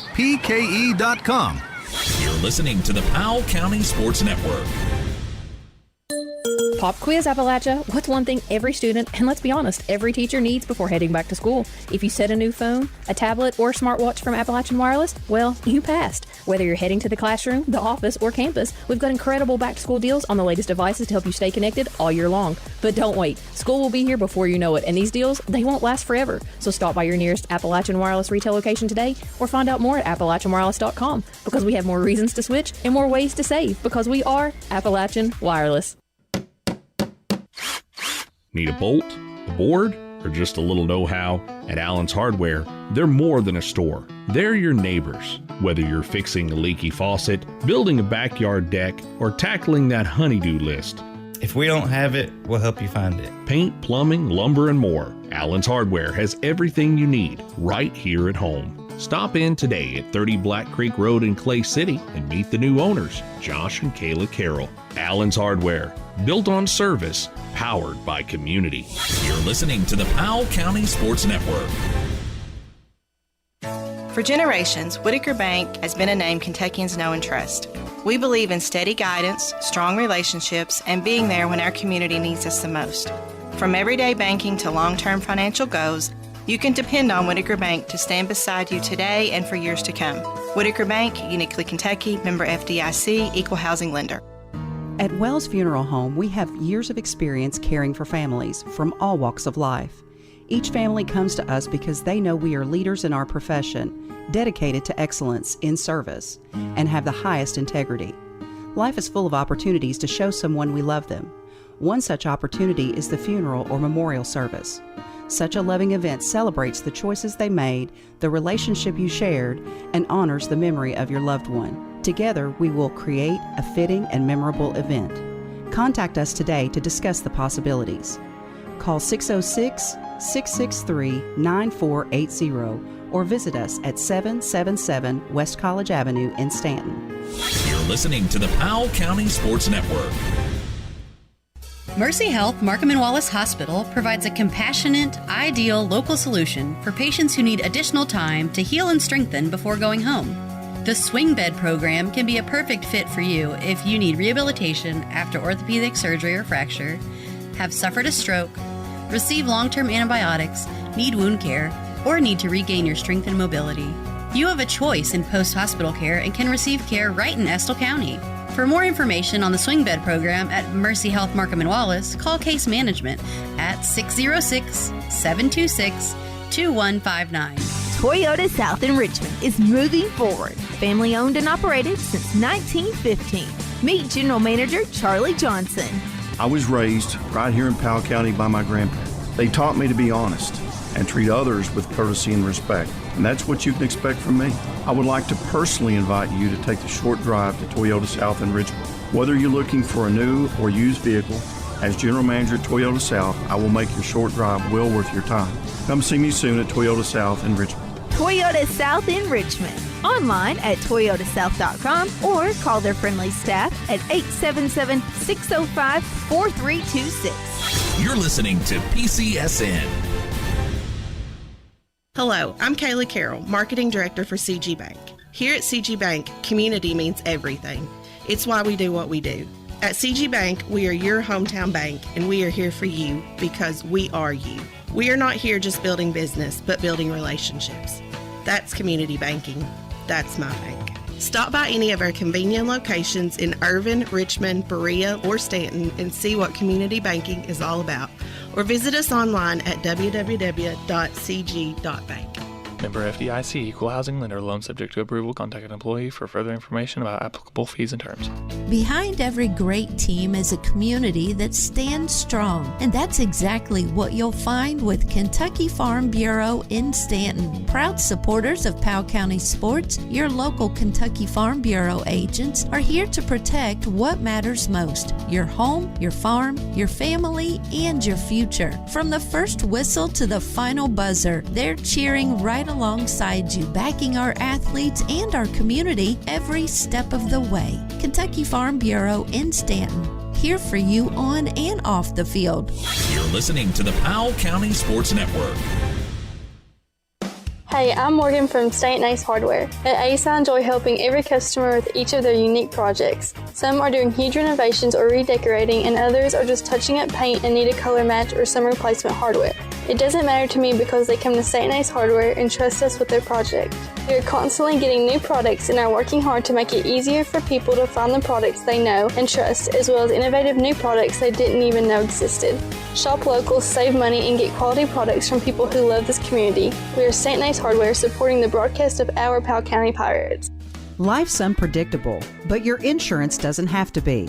At Whitaker Insurance Group, we prioritize protecting what matters most: your family. From home and auto to life and health insurance, we've got you covered with a wide array of insurance products. Give us a call today at 859-543-4080 and let us help you create peace of mind one policy at a time. Insurance products are not a deposit, not FDIC insured, not insured by the federal government agency, not guaranteed by the bank, and may go down in value. You're listening to PCSN. Powell County is a community that works hard, plays hard, and looks out for its own. And PBT Bancorp is proud to be part of it. From personal banking and home loans to helping local businesses grow, PBT Bancorp is committed to providing the personal service you expect from a hometown bank. And when it comes to our young athletes, PBT Bancorp is cheering them on as a proud supporter of Powell County sports. PBT Bancorp, your hometown banking partner, invested in your future. Member FDIC, Equal Housing Lender, NMLS 257781. And now for something completely different. Let's get rowdy. Introducing the rock and roll extravaganza. Live before your naked steaming ears, it's the Jeff Rowdy Hour. Fridays, 10 to midnight, right here on WSKV 104.9. And streaming worldwide at listenlikealocal.com. I'm Jeff Rowdy, and I approve this message. Paid for by the Canadian Bank Radio Radio. The rowdiness is made possible by Majors and Minors Auto Repair, your car care experts, and Man o' War Harley-Davidson of Lexington. You're listening to the Powell County Sports Network. And welcome back as we are here at the half as the Powell County Pirates trail the Eminence Warriors. 34-6 is your halftime score. Pirates started off with an onside kick recovery, and then unfortunately from there things kind of went south as the couple of turnovers for the Pirates, bad snap that led to quarterback sack, and then Pirates looked like they were set up to punt, and then a long snap over the head of Jake Kincaid. Eminence recovers at about the 1 foot line, basically went in for the score at the 9:04 mark. And then from there, really, it's been all Eminence. 2 interceptions, I believe, for the Pirates. Again, very difficult for us to keep score the way that this field is set up to kind of keep up with everything, unfortunately. So, again, Eminence really doing a nice job both offensively and defensively. David Ortega, DeAnthony Elam, Brax Berry, Journey Harmon, Tavion Chambers, and Raiden Steed. Again, really doing a nice job offensively for the Warriors. Again, with those touchdowns, turnovers for the Pirates, a couple of interceptions. Brady Skidmore, the quarterback for the Pirates, not getting a lot of time really to even set himself up to make some of those throws. And good play by the Warriors. Again, the lone touchdown for the Pirates was a long pass to Carson Rice, who went in for the score. The extra point was no good, and that's where we find ourselves 34-6. David, again, once they kind of got the onside kick recovered to start the game, it looked promising at that point, right? But then, unfortunately, just got bad from there. Yeah, it kind of went down. And credit the Warriors again. They brought a lot of defensive pressure on the Pirates, no matter if he was handing it off to Rogers, no matter if he was trying to make a pass to Easton Skidmore, Carson Rice, etc. Things didn't necessarily go right. A couple of injuries for the Pirates as well. You ended up having Russell Faulkner go down. He did return. Carson Ellison ended up going down. It looks like Carson is being helped off. Looks like he's probably not going to return. Yeah, no, and that's unfortunate to begin. Yep. But the Warriors have put pressure really on the Pirates. We've had some good plays and moved the ball, and I actually thought we were going to get an opportunity to score a touchdown. Unfortunately, some pressure, and then Skidmore was rolling out to his left, trying to throw back to the right. And then an excellent defensive play by DeAnthony Elam to get the interception. I thought maybe he was out. Instead, they said that he was actually in at the 3-yard line roughly. And then they ended up going down and getting a score. It was, 3rd and 2, I believe, when Journey Harmon ended up jumping over a defender and went about 68 yards, jumped about 3 linemen laying down. Yeah. I mean, it was pretty nice move. I have to give him credit. And, sometimes you're talking about Eminence defense on the Pirates. You just got to give them credit. It was a good scheme coming in. They put more men in the box when Powell County was spread, more men than what we had to block, and put a lot of pressure on the quarterback. And the inside running game, they really just clogging those holes. And, to me, did an excellent job of game planning for the Pirates. And then when, the Pirates try to go deep, they're just sending more people up for the blitz to put pressure on Skidmore. Later on as the game kind of was developing, we saw Powell County make a little bit of adjustment, bring some guys in to block. They moved the ball better. Skidmore got himself freed up a couple of times on some good runs. Really, it's been the only significant offensive rushes for the Pirates. I'm going to say more than 10 yards was Brady's rushes.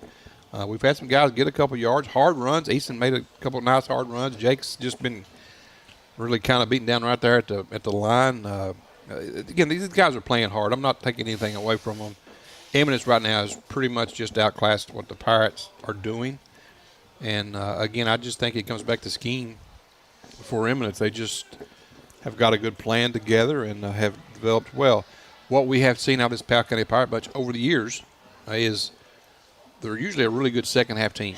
They make a lot of really nice adjustments at halftime. It's a big-time uphill battle if you want to come back in this when you're down 34-6. If you don't get a score on your first possession, which they get the ball start off, if you don't get a score there and turn the ball over to Eminence in good position, they go down and score. This game is a running clock for the remainder of it, and would happen really quickly. You know, I was really kind of impressed with Eminence there in the end of the second quarter by not pushing to try to score. They just kind of ran the ball and said, okay, we're just going to go talk about it and come back out and play the second half. There was no rush to get that extra score to get that running clock going. I think it was, to me, is a kind of a class move. You know, you're not trying to beat somebody down early. I don't know if Powell County has enough firepower right now to be able to come back in this one, but I'm sure they'll try. And that's what you expect out of this Pirate team. Yeah, you're exactly right. Again, there's no quit in this team, that's for sure. Again, the offensive line, you know, we're not necessarily getting the blocking that we need. Regardless if it's a run play, if it's a pass play, et cetera, offensive line has to do a better job. And then defensively, they're getting good blocking as well. We've made some good tackles at various times, right? We put them – good coverage on the passing game. Right. We've kind of put them in a situation as far as making it second and long, third and long, et cetera. Unfortunately, we turn around and give up a big play, right, and then that keeps their momentum going. So we'll see how the Pirates are able to actually recover. Again, Dave and I are kind of out of sorts. One, the press box is kind of very difficult to see out of. You all have a better view than what we do. You all have an unobstructed view. Yeah, David's obstructed. I'm obstructed. View. Again, you can't see parts of the field, et cetera. And then the lineups and things, what we had as far as rosters, were kind of messed up as well. So that's kind of put us in a bind. We've got this new setup now. Everything is through Arbiter, which I'm not knocking Arbiter at all. I am. I know, but I'm just saying we don't have the the KHSA Ryherd scoreboard anymore to go to kind of pull things up. We're not used to it. It's kind of new, so we gotta figure out the bugs to go through it. Again, we finally found a stat or a roster for the Pirates that was updated, looked like recently, because we didn't have that info going in. Well, I printed my roster out today, yes, so go figure. It was updated sometime, so again, that was very helpful for us to get at least that part. But again, there's even numbers even for Eminence that we don't have on their roster. Again, I think it's – and again, Arbiter's new for everybody for roster input because you used to put it into the old KHSA Ryherd scoreboard. You used to input in your rosters to there. Now you put it into Arbiter, which kind of everything goes through there right now anyway. Your game officials, game times, even the start times of games, everything goes through that avenue now. I did have a gentleman come in earlier to show me scores around the state, which was really cool. And he said there's an app score stream. And I'll promote it real quick because it was cool. He gave every running score throughout the state. Okay. Updated. I'm thinking it was. Don't know how you do that. As far as he had coverage everywhere, so that was pretty cool. So I'm going to definitely download that app and check it myself. It's very informational. So again, if you're out there playing with your phone and you want to download the app, just try ScoreStream. It looked pretty cool. I've not seen anything with those kind of running scores live in progress. Right. You can see it as they're finished. You don't hardly ever find them when they're just running scores. That's pretty cool. So we're down to about 35 seconds roughly before the start. But they already taken the field, so we're about, Powell County's on the field, ready to go, waiting for the kickoff.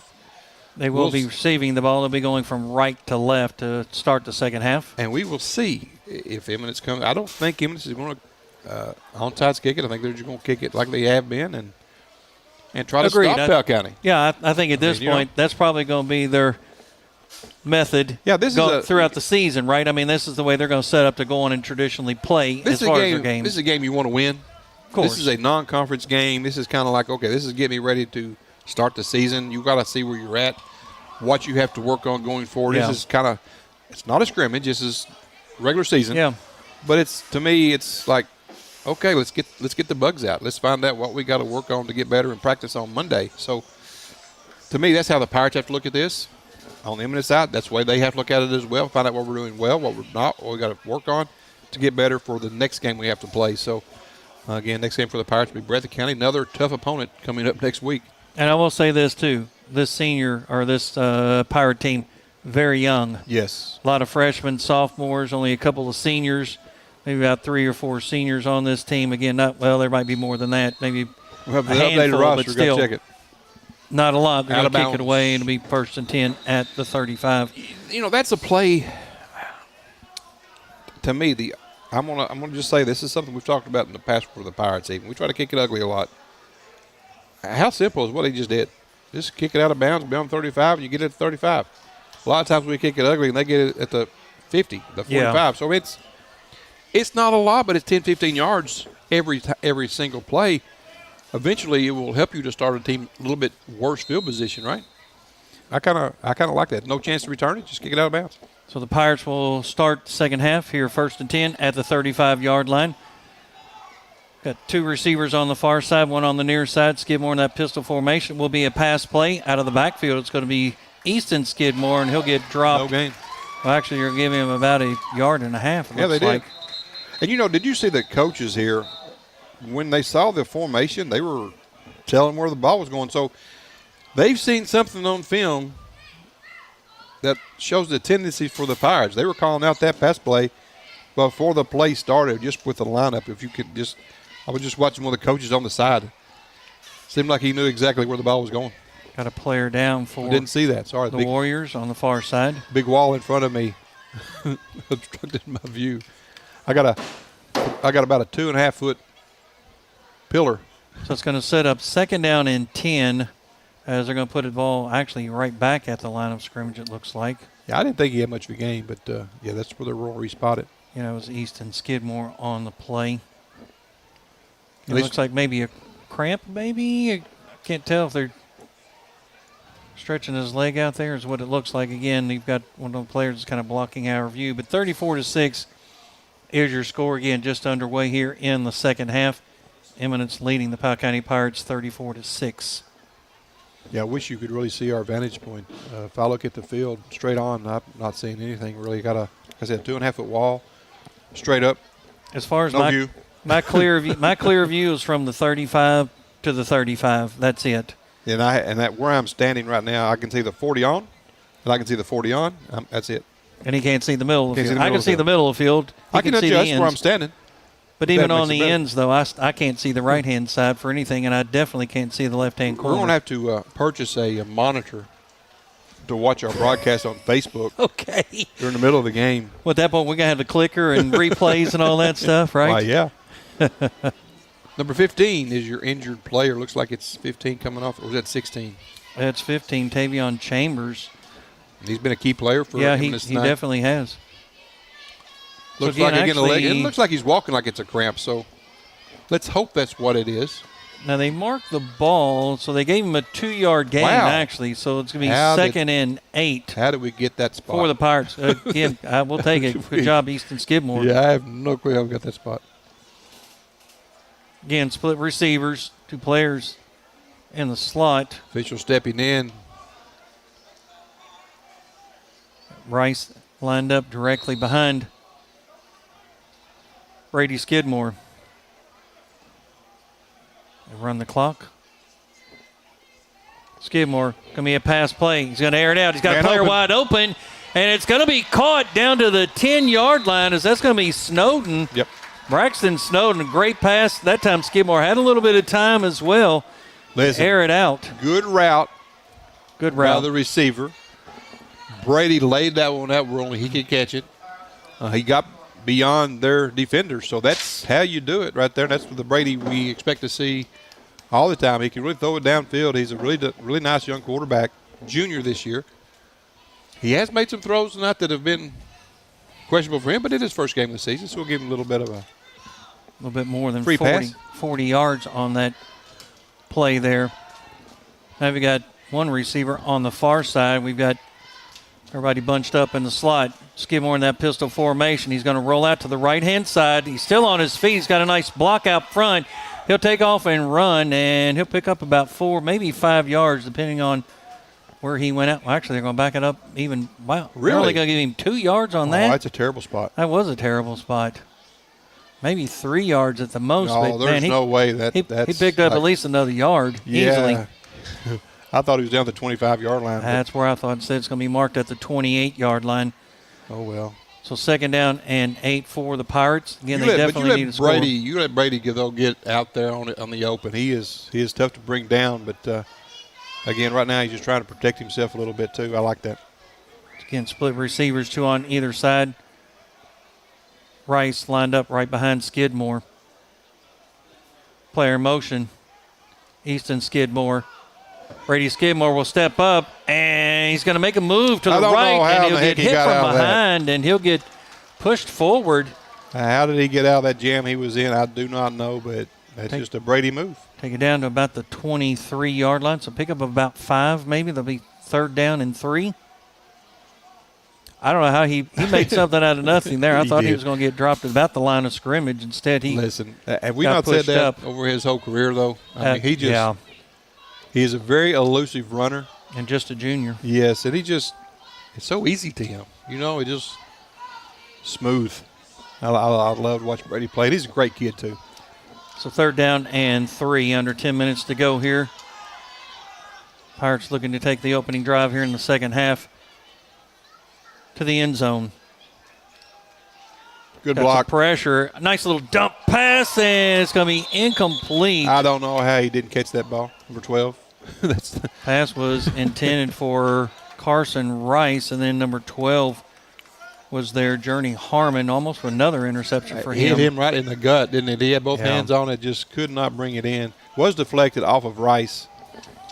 But a lot of pressure that time on Brady, so we, again, threw that one up to was a dangerous type pass. So 4th down and 3.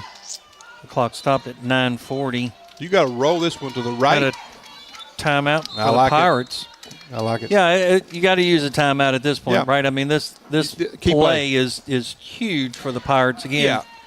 You got to go to the play bag and pull me one out where it's a guaranteed 3-yard gain. And I think the play is going to be some type of rollout with Skidmore to give him that option. Correct. Whether it's the pitch, right, where all of a sudden he's going to go try and get a pitch, or he's going to try and get it himself. But I agree. I think you're holding on to the. I think at least holding on to a run play in that regard. To me, earlier in the game, he ran that trip right I think it was trips right, and he ran behind those guys, clear out the defenders on the line. If you could get outside of that, and I think Brady can with an inside block, keep those linemen off of him for a little bit, he can pick up that 3 yards easily. But if he found a target, he can hit him on the sprint. So the ball is just to the far side of the near hash mark, maybe about 5 yards, not quite to the middle in between the hash marks, but still I would consider it on the near side. But so he's got room to run more to the right than he does to the left side. So again, they kind of have everybody bunched in. We're going to see motion somewhere, I'm sure. Yeah, behind the motion. More than likely Skidmore, if I had to guess. Easton, that would be, and it is. Going to be a fake pass, going to dump it, and the ball's tipped up, and it's going to be caught and then dropped. I did not expect that play. I'm not quite sure. The ball was tipped, and then I think our player, a lineman, it was a live ball. He could catch that ball. Exactly, he could. And I think at that point he thought, "Ooh, I can't catch it." And I think he just kind of dropped it. I just think he had lineman hands. Well, I think he had it, then he dropped, or then he intentionally let it go. Well, because you're taught that as a lineman, on right? On a deflected pass, you are. It's a free ball. But now it'll be Eminence to take over on Powell County's 23-yard line. And again, we said this before. If they push this one down for a score, it'll be a running clock for the remainder of the game. Powell County now just getting set on defense, so a little bit late to get started here. So now we have Harmon at quarterback, number 12. Receiver to the. Looks like Eminence must have had a little issue with their personnel change as well. Well, they only had 10 players on the field. Well, that's what I'm saying. When you get down to first game of the season, Ken, and you don't have the communication on who's in, who's out, you got to be ready to have that set when you go. And I thought Powell County was a little late from the guys getting on as well. So both teams look like sometimes when you switch down so quick and you switch possessions, somebody just misses the But that's where, as a player, though, you realize the ball was turned over on downs. If I'm an offensive player, correct, you gotta again pay attention and be aware of that situation. So they'll burn a timeout. Both teams now with 2 timeouts remaining. 9:35. And they could have had some kind of an injury or something that one of the other players may have not known, but that's got to be communicated by the staff to, okay, you're in, you're next man up. So, again, not sure what happened to the player not on the field, but coach was not happy with that. So Anthony Elam and Broward Johnson on the far side for the Warriors. You go pass or run here? And then you've got Harmon. I think you go pass. I'm going to run. Harmon with it. And it will be a run to the left-hand side. It's going to go to Steed. And, I say this, too, for another reason. You got to establish the run. You got to figure out what your strength's going to be for the rest of the season, right? You got to be able to put the ball on the ground and move it forward. They're getting 3- and 4-yard gains quite often. But so far, Powell County's done well on the ball handed off to the fullback or up the middle. But the reason I would have passed is because your run game is going well, that at that point I would have taken a chance on that particular play, regardless. I like number 12. 2nd and 7. To put himself in the play. Such an athletic-looking young quarterback. I don't know if he's young or not. I don't know what grade he's in. He's a junior. Tell you what, I like the kid as far as he's just a good athlete. So Maurice Roberts lined up to Harmon's left. Pass back to the left-hand side and going to break a tackle. Cuts back to the right-hand side, still on his feet, gets up near midfield. Instead, he's going to be dropped about the 46, 47-yard line. That's going to be DeAnthony Elam. I tell you what, that was a nice little hook play on the side. He just spun back around and got by the first defender. Once he did, it was like 10 yards of free run. And that was the type of play I thought they would have done on first down, again, to roll out in that direction, knowing that it's the wide part of the field. So they'll line up now on the far hash mark at the 46-yard line. That was just a good setup by the receiver and a good throw by the quarterback. Hit him right on the hook. So 1st and 10, Harmon in that pistol formation, 2 receivers on the far side. Going to be a handoff to Roberts, and he's going to go left. He's got a big hit still on his feet. Gets it across midfield, about the 48-yard line. We hit him squared up, but we did not wrap him up. You got to wrap that player up, and really, I think you hit him a little bit too high to be able to break that tackle. Again, 34-6 is your score as we approach the 8-minute mark. 2nd down and 4. Taking their time, and they've not run the play clock all night. No, have not. Pistol formation, high snap, quarterback keeper, straight up the middle. Now along the right-hand side, he's got some room and some speed across the 40. The 35 down to the 30, cuts back, still on his feet, and manages to get all the way down inside the 20, and there's going to be a late hit on the Pirates. Going to take it down to about the 25-yard line roughly and add on another 15, so should be about 1st and 10, maybe 11. I mean, as a spectator, if you try to be a neutral observer, that kid's fun to watch. And looks like we've got a timeout or a player down. I can't. Again, you can't. Well, we can't see any of that down in that area. No, nothing we can see from here. So again, the official's going to mark it off. That should take it inside, close to the 10, maybe the 11-yard line. Yeah, personal foul against the Pirates. And it will be about the 11-yard line as he's marked it off. And it is Nate coming across the field. Not sure. Again, we cannot see that area. So no, it's another big run that time by Journey Harmon. So it's going to be 1st and 10 from the 11-yard line inside Pirate territory. Powell County trailing 34-6. 7:38 on the clock. If they convert this and the 2-point conversion, we will have a running clock. Pirates have moved the ball to start the second half. Unfortunately, turned the ball over. Looked like the injured player, maybe Nate Dermody, playing a little cornerback position. He is, again, the coach is over here looking at him on the sideline. when we can't see, he had to go outside to kind of check the coaching staff. So you can barely see him. One of the coaches didn't even see him down. So pretty disguised where he is, so it's hard to see him. Again, hope the young man, if that's who it is, again, that's what I got from one of the coaches, so hope he's okay out there on the field. Still being attended to by Coach Skidmore and someone else. You want to run through our sponsors while we Sure. have an opportunity? Again, we like to invite anyone that wants to be a sponsor to WSKV. Please give us a call. Our platinum sponsors are CG Bank and Whitaker Bank. Our gold sponsors, Mercy Health, Markham Wallace Hospital, Appalachian Wireless, PBT Bank Corp, and Stanton Rumpke. Again, both those two new to our platform. Silver partner, Centerpoint Health, Stanton Nace Hardware, Powell County, Kentucky Farm Bureau, Toyota South in Richmond, and Wells Funeral Home. And our bronze partners, Protect Security and Fire Systems, People Exchange Bank, GTX Manufacturing, Whitaker Insurance Group, and Allen's Hardware in Clay City. So, again, thanks for all of our sponsors to help make this possible, to bring you these broadcasts here on WSKV, YouTube, and Facebook tonight. And WSKV Radio, as always, as well. So he makes his way off the field, but looks like his arm, his wrist, maybe the way he was kind of holding it there.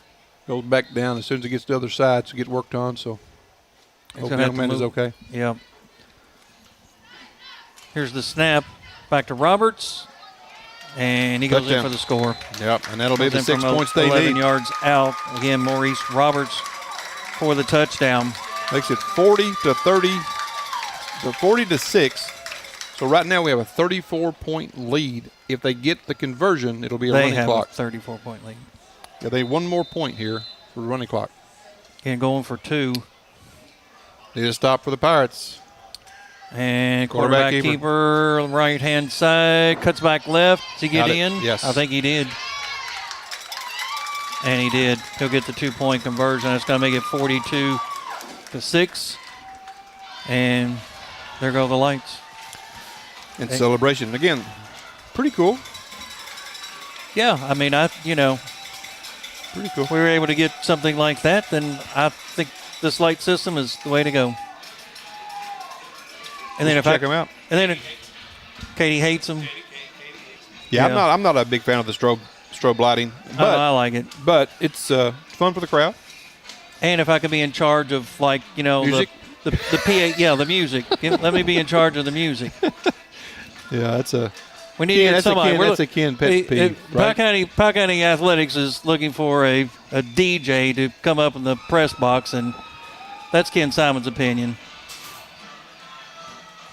As Any we DJ, should, right? Anybody should just run music board, right? Well, I'm just saying. I mean, there's enough tape deck. There's enough football music out there to get the crowd all fired up and enthused and excited and all that kind of stuff. Tape deck. I know that's old school, a tape right? deck. Yeah, tape deck. Gosh, David. Yeah, I did. Or is I don't know what I was track? thinking. Listen, I'm going to have a tape back. That tape deck at the 78? next horse show. Play my CD and tape coverage cassettes. Tape deck. It's going to be a Walkman? Walkman. Sony Walkman. Or is it going to be the kind that you crank? We go all the way back. I got one, but I have to go needle. with a Sony Walkman. You're funny. That technology stuff, I'm old. It's have to run those things at the horse show sometimes. You know what? It's kind of push a button, just let it roll. Right. Never stop it. 42-6 is your score. Eminence well in command here of the Pirates with 7:24 to go. After this kick, we will have a running clock. Here's the kick, and it's going to go right to Rice, I believe, the 30-yard line. The 35, the 40 on the near side, still on his feet, and will be dropped at about the 47-yard line. Nice run that time by Carson Rice. I love Carson. He can play with such an edge. he's still talking smack down. Yeah, he is. Down 36. Yeah. Again, there's maybe a time and a place, but I don't think it was when you're down that much. That's just me. No. Again, he made a good play. Yeah, if I'm Eminence, I'll just say, okay, yeah, I know, but look at the scoreboard. Well, of course. Well, yeah, it's the best comeback. Yeah. I like the energy. I do like the energy. 100%. I like the effort. I have, agreed. Again, if you don't have that in football, you don't have a whole lot going on. No, you're right, and that's exactly what you should have. Part of the game. Just keep it clean, keep it classy. And don't get a personal foul. Right. Sometimes it leads to those, right? You're not careful. It does. So, again, 1st and 10 from the 47-yard line. The Pirates still having to go across midfield, going right to left. in their white uniforms, red helmets. New helmets is the way. Matter of fact, actually, I like the shiny red helmets there. It's going to be a pass play. He's going to roll it to the right. He's got plenty of room, though. Still on his feet across the quarterback on quarterback. And, yeah. Brady chooses slide. Yeah, that he did. I get it. Yep. Down to the 40-yard line. I think at times last year Brady was a little reckless, charging shoulders down the entire time, trying to break through things. You know, when the score is what it is right now, there is zero need to put yourself at risk. It's about a 13-yard gain. He's probably, close to 80 yards maybe? Well, if you take away the losses that he's had on the bad snaps or whatever it may be, he's definitely the most offensive player we've got on the rushing game. Pistol formation. He's going to go back. It will be a pass play. It's going to be caught by the Pirates. Nice move, and it's going to be Snowden again. He's going to take it down to about the 26, 27-yard line. Nice job, too, wrapping that ball up and protecting it going down. Yeah. I mean, he did a good job of rushing, getting some yards after the catch and picking up a little extra yards while protecting the football. Sometimes that's a thing missed. Some of the small things doing well for the Pirates right now. And the Pirates seem to have settled in. You mentioned it earlier. They a better second-half team in many respects as far as what we've seen over the last several years. Yeah, this point kind of settling in a little bit more. Just with this running clock makes it tough. Still, you're getting some good reps. Getting some reps. In 1st and 10, the ball at 26. Skidmore straight back. Makes the pass. Going to be intercepted. Dangerous. It's gone. Yeah, that's a touchdown. Saw that one coming. And it's going to be Rice with a nice open field tackle. And there's flags gonna be a flag everywhere. Not sure on who. Well, that's number 21. That's going to be Broward Johnson, who made the interception. But I'm not sure who picked up the penalty. I do think. No, Johnson. Was it on them? At 100%. Okay. Yeah, it's against the Warriors. Well, listen. He made the play. All he had to do was stay down and go off the field with the ball. We do have a man down, by the way, for the Pirates on the far side. Again, I don't think it's anything had to do with that play. I think it's more of a cramping issue. That was telegraphed. It was, and it was thrown out there where if you throw this interception, it's a pick six most of the time. So it was a really good tackle by Carson. Yeah. He just jumped him on the shoulder and kind of rode him down, right? But, again, easy pick really for Eminence. But, again, you make the play, right? Accept the play. You got tackled. Get off the field. Yeah. Well, I mean, they're excited, but you know what? You've also got a big lead. But you don't have to be mouthy and showy about it, right? But, listen, football is an aggressive sport with emotion, right? Sure. The only thing about it, I will say this, it's about controlled emotion. On either side of the ball, sure. You have to be able to control the successes or the failures. Yeah, but your actions speak more than your words, right? And you just did almost a pick six. Again, you made the interception, you got tackled and call it a day and run off the field and raise your hands up, and there you go. Yeah, but I think there a little bit of that emotion I want because it is part of the game, but you can't overdo it. So there's a fine line there. Another interception there for third of the night, right? Pirates. I remember having to make three interception nights. I was out to the right, now the left, and it was quarterback keeper. I believe that was Barry, number 4, and it was. He slid at the 34-yard line. Again, with the running clock, smart play. Yeah. And now the official talking to the two players here on the near side. That's going to be Larson for the Pirates and Elam for the Warriors. You're going to have to blow a couple extra whistles, get them to stop play. But you know what? Play to the whistle blown. That's what you do, right? So Elam and Johnson on the near side. The ball on the far hash mark. The Warriors with the ball.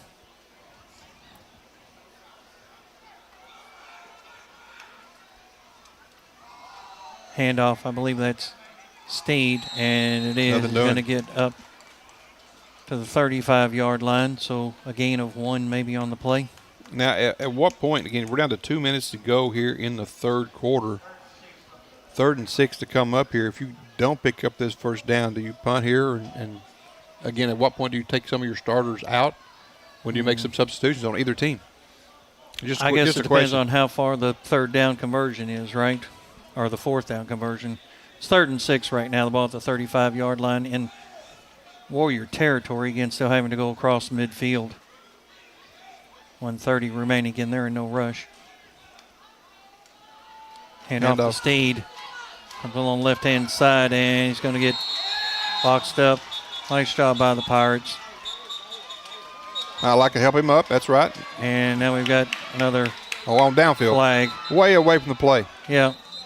Let's see. Pickett, 73, 52, and they're pointing 4. Yeah, they're pointing to Eminence. But I don't have a clue. I didn't see the play. So it's going to be 4th down. It's 20 yards downfield where the play was. Yeah. Right? Yeah, completely away from the play. 2 linemen about 15 yards down the field, carrying on the block. Again, you want aggression. Personal foul. Defense. It's going to be 4th. Going to be 4th down as the Pirates will. Looks like they're going to decline the penalty. Oh, they're taking the penalty. Oh, they are taking the penalty. Yeah.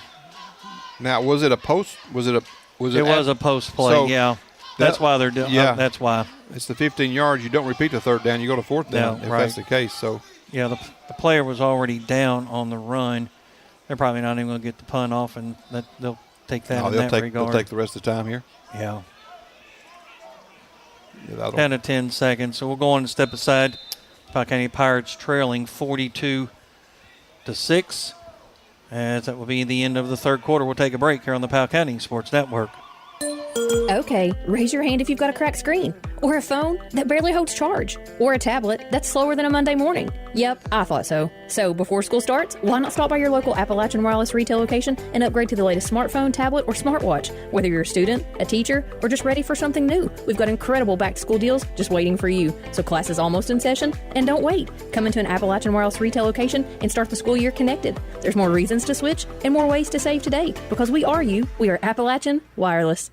What makes Whitaker Bank uniquely Kentucky? It's our promise to be more than a bank. We're your partner in growth, success, and community. From personal banking to business solutions, we're here to guide you through today's opportunities and tomorrow's challenges. This is Angie Rogers. I'm a loan officer at Whitaker Bank in Stanton.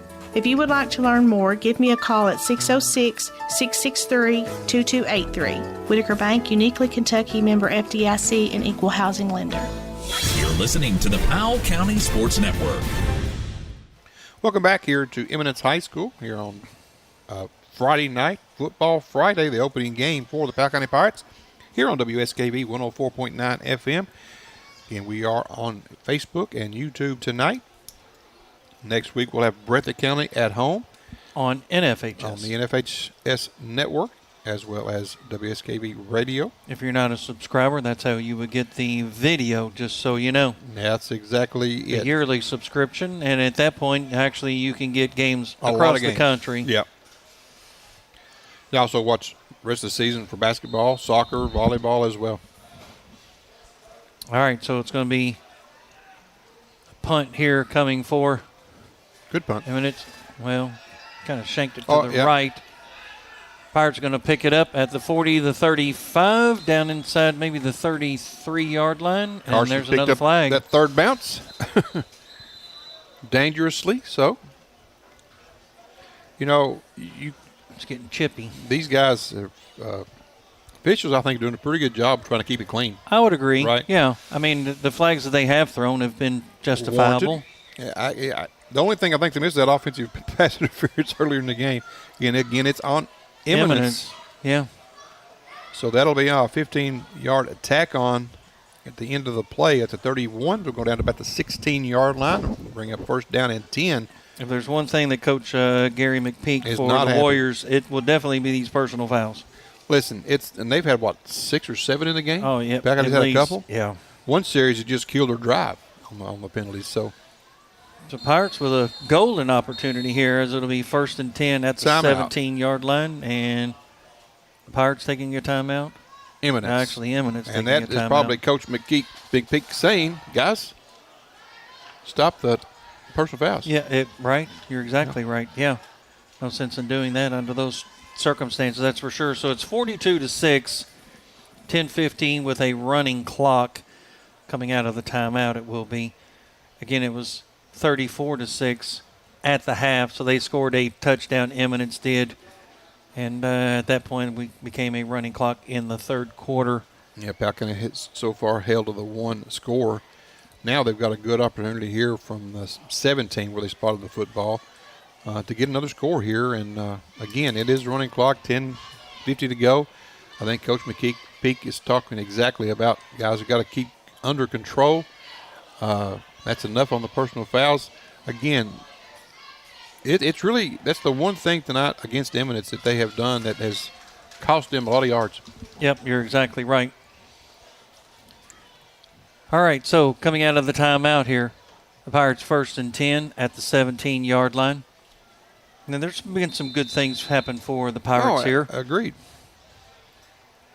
Skidmore in that pistol formation. Split receivers. 2 on the near side, 1 on the far side.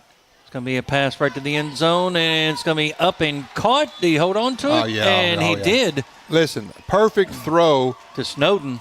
Back shoulder catch on the play. The defender never saw the ball coming. That's kind of his fault on that one. But great pass behind the defender, giving your man the only opportunity to catch the football. That's what we expect to see out of Brady, and that's what he delivered right there. Yeah, Braxton Stoughton really has had an outstanding game tonight, right? Yes. This is probably one of his better games that we've seen him play. Again, he's one of the go-tos tonight. Again, 42-12. Back County now trails by 30. Does not stop the running clock from going. It continues the remainder of the game. So they're set up to go for the 2-point conversion. Again, Skidmore in that pistol formation. Rice lined up directly behind him. Here's the snap. Going to be a pass down in the corner, and it's going to be incomplete over the head of the intended receiver. So your score is 42-12. We'll take a quick break and be right back. Parents trust the emergency department at Mercy Health Markham and Wallace Hospital when their children hurt. When an emergency strikes, we are right down the street and ready to help. We offer full-service emergency care 24 hours a day, 7 days a week. We have X-ray, CT, and lab services on site for assessing, diagnosing, and treating patients quickly. The emergency department is a level 4 trauma center. You can expect expert care, quicker treatment, and improved outcomes. Choose the emergency department at Mercy Health Markham and Wallace Hospital in Irvine. Rumpke is proud to service customers in Powell County for your waste collection. For nearly a century, they've done waste and recycling right. They are a family-owned business and glad to have the Powell County community as part of that family. Rumpke is a supporter of Powell County athletics and is ready to help your family and be a good neighbor. Learn more about all of Rumpke's services, including dumpster rental at rumpke.com. That's RUMPKE.com. You're listening to PCSN. And welcome back here to the Powell County Eminence football game. It is 42-12, 8:37 and counting. Running clock here against the Pirates. The Pirates are set to kick off after the score. The Snowden touchdown pass from Brady Skidmore. And here we go with the kickoff here in the fourth quarter. And if you had some gunners right at this point, they kind of the middle of the field right behind that front line. You've got a little bit of room there. Jake, good kick here. Onside kick, I'm sure, is coming. Eminence up and ready for it. Kick it deep. They're up and ready. Kincaid with the kick. Oh, takes a nice bounce. Good kick. Oh, and Eminence really nice was covered play. up at the 45, but brought it up back up. Yeah, he did. He was right there. Nice catch on him, on his part. That was a pretty good kick by Jake. Yeah, that it was as well. So, again, they'll have it 1st and 10 at the 35-yard line, or 45, excuse me. So, having to go across midfield. Yeah, that was nearly executed pretty well that time. It took a nice hop, and then, unfortunately, the offensive player was right there. If he has a half a yard where that ball hopped, it comes up off the player, I think it's a free ball wide open where Powell can pick it up. So it was really a pretty nice kick, almost perfect. Again, it could have worked out really good for the Pirates there. But Eminence was expecting that, so, again, give credit where it's due. Nice defense of the onside kick by Eminence. So Barry will be back in at quarterback. Davis along with Roberts, Johnson, and that's the other player here. Oh, bad snap. Misdirection. Barry's going to have it. He'll get dropped for a 5-yard loss back to the 40-yard line, so that's going to set up 2nd and 15. He wasn't going to try to extend that play. Again, I like the players here with the running clock not trying to create something that gets yourself hurt. That's just a smart play. Well, loss of 4 instead of 5, so the ball at the 41-yard line. Well, again, that was not the intended play. That ball was just like snapped right to him. He had nowhere to go but to run in many respects. Again, split receivers, 2 on either side. That's Elam. That's on the near side here. Barry Hand off to number 7 along the left-hand side. Still on his feet. He's going to get up across the 45. Picks up about 5 yards. I don't know how he did it, but he picked that up. Was Roberts. He carried the entire Powell County defense right there. Not the entire, but at least 4 or 5 guys. Helmet comes off, one of the linemen for Eminence. He has to come out. Pickup of about 4, maybe 5 on the play, but that was a good run. Yeah, no, it was a great run. But Powell County has been able to kind of stifle that run for the most part up the gut. Done a pretty good job on their interior rush game. Under 6 minutes to go now, remaining here in this football contest. Again, the Powell County Pirates on the road here at Eminence, which we've determined is in north central Kentucky. Dave was right once. Dave was right. I'm going to write this down. Not right a whole lot sometimes. You can claim it, Dave. It ball's incomplete, and yeah, they're saying I like the fact pass. that the flag's down. What? Yeah, another flag. What the heck? Yeah, a little bit too aggressive that time by the Pirates, Jordan Incy. Why would you? I mean, that's going to give them the first down. It could have been a fumble. I mean, he was just going for the ball. I don't know whether they thought it was. I don't think that's a good call. I felt like that the pass was behind the line the way it looked. But still, regards personal foul against the Pirates. 15 yards is going to be in automatic first down. Yeah, wow. Going to take it up across midfield to the 40-yard line roughly. Too many personal fouls here tonight. Well, again, that one on the Pirates, and I thought it was a quick move. It could have been a deflection. I think he probably thought it was still a live ball. But it was away from the ball, though. Okay. The pass was back here, and this was on the receiver. See, I got a wall in front of me. I didn't see that part. I know. Yeah. We do. Again, I wish y'all could see our view. I swear, I probably should take a picture and post it on Facebook, but I don't do Facebook. I don't do social media for that matter. Smart guy. Don't take the time for it. I do, but I don't post a lot. I just like to watch the drama online. I don't have time for that either. Got enough drama in my own life. About all it is, though, right? Yep. So Barry in that pistol formation. Hand off to Roberts on the right-hand side. Left-hand side, he's got plenty of room down to the 20, the 15, the 10, 5, touchdown. And just like that, Maurice Roberts in for the score from 39 yards out. And, you look back at what could have been. Powell County had them pinned, bring up a late down, and you get a personal foul penalty that moves the ball up, gives you an automatic first down, the first play you score. Yeah. That's how important the control is on the field. You give them life. Yeah, yes. You're exactly right. Here, Ethan's going to try and take a picture of my view. Where we are. See my wall. Yeah. Again, a beautiful facility. It is, except for the view. Yep, except for the view. Now, we did have a really nice view to our right with the sunset. Oh, well, I didn't even. It was pretty nice. I didn't even you can't see it for your wall. No, I didn't see it. I'm looking at your window at the sunset. Right. So yeah. It's a pretty nice looking sunset. So we're down to 3 minutes, 48-12. Again, where I live, you cannot see a sunset. It's behind my house. They're going to. Oh, yeah, I can't see it. Sunset. So you were glad to see one, I'm right? glad to see it. I love seeing sunsets. Going for the 2-point conversion, the handoff, and going to be just short. And he was, as the handoff goes to number 5, Jackson Davis. He was tripped up. Really nice hit in the backfield. That it was. Again, we'll take a quick break here. Be right back on the Powell County Sports Network. Parents trust the emergency department at Mercy Health Markham and Wallace Hospital when their children hurt. When an emergency strikes, we are right down the street and ready to help. We offer full-service emergency care 24 hours a day, 7 days a week. We have X-ray, CT, and lab services on site for assessing, diagnosing, and treating patients quickly. The emergency department is a level 4 trauma center. You can expect expert care, quicker treatment, and improved outcomes. Choose the emergency department at Mercy Health Markham and Wallace Hospital in Irvine. Rumpke is proud to service customers in Powell County for your waste collection. For nearly a century, they've done waste and recycling right. They are a family-owned business and glad to have the Powell County community as part of that family. Rumpke is a supporter of Powell County athletics and is ready to help your family and be a good neighbor. Learn more about all of Rumpke's services, including dumpster rental at rumpke.com. That's RUMPKE.com. You're listening to PCSN.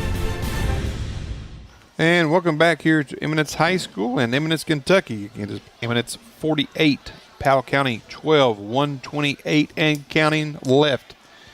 This game will be over in about 2 plays, maybe 3. Maybe. We're down to 120. Yeah, and they still haven't kicked. Again, you can take about 15 more seconds off this clock here probably. 48-12 is your score. Eminence well in command here. So again, they're taking the clock all the way down as much as they possibly can. Can't blame them for that. And here's the kick. Will be deep. And out of bounds. Out of bounds. Rice didn't even have an opportunity to even. And that doesn't stop the clock. One. I just, you know what? If you don't get the ball set within the 40 seconds, I just say, okay, guys, let's just walk it off here. At that point, I mean, because at this point, Pirates don't even really have to come out. And they're not. Yeah, I wouldn't either. Yep. I mean, what's the point? There is 0 point. Yeah, there is 0 point. That's going to be the end of the game. There's still 30 seconds left, but still, that's going to be it. As the Powell County Pirates will take the season opener on the road to pick up the loss to the Eminence Warriors. 48-12 will be your final score. We'll take a quick break here and come back and wrap things up. You're listening to the Powell County Sports Network here on WSKV 104.9 FM. Hello, I'm Kaylee Carroll, Marketing Director for CG Bank. Here at CG Bank, community means everything. It's why we do what we do. At CG Bank, we are your hometown bank, and we are here for you because we are you. We are not here just building business, but building relationships. That's community banking. That's my bank. Stop by any of our convenient locations in Irvin, Richmond, Berea, or Stanton and see what community banking is all about. Or visit us online at www.cg.bank. Member FDIC, Equal Housing Lender. Loan subject to approval. Contact an employee for further information about applicable fees and terms. At Wells Funeral Home, we have years of experience caring for families from all walks of life. Each family comes to us because they know we are leaders in our profession, dedicated to excellence in service, and have the highest integrity. Life is full of opportunities to show someone we love them. One such opportunity is the funeral or memorial service. Such a loving event celebrates the choices they made, the relationship you shared, and honors the memory of your loved one. Together, we will create a fitting and memorable event. Contact us today to discuss the possibilities. Call 606-663-9480 or visit us at 777 West College Avenue in Stanton. You're listening to the Powell County Sports Network. And welcome back here for a final game recap here on WSKV and coverage of Powell County football here at Eminence High School tonight. Again, here is Ken with the final score and some thoughts.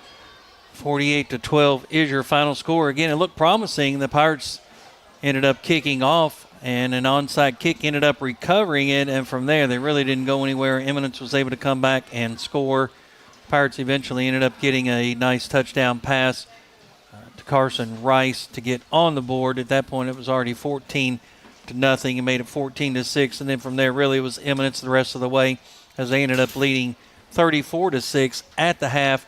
They scored a touchdown in the third quarter, get a running clock. That ended up making it 42-6. Powell County ended up scoring, and Eminence came back and scored. But, again, some positive things for the Pirates.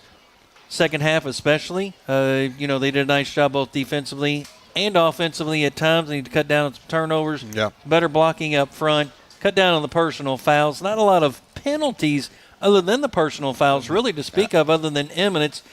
Jumped off sides a couple of times, I'm assuming through the cadence of Brady Skidmore. Made some nice passes. Braxton Snowden really did a nice job on a couple of his passes. Easton Skidmore as well.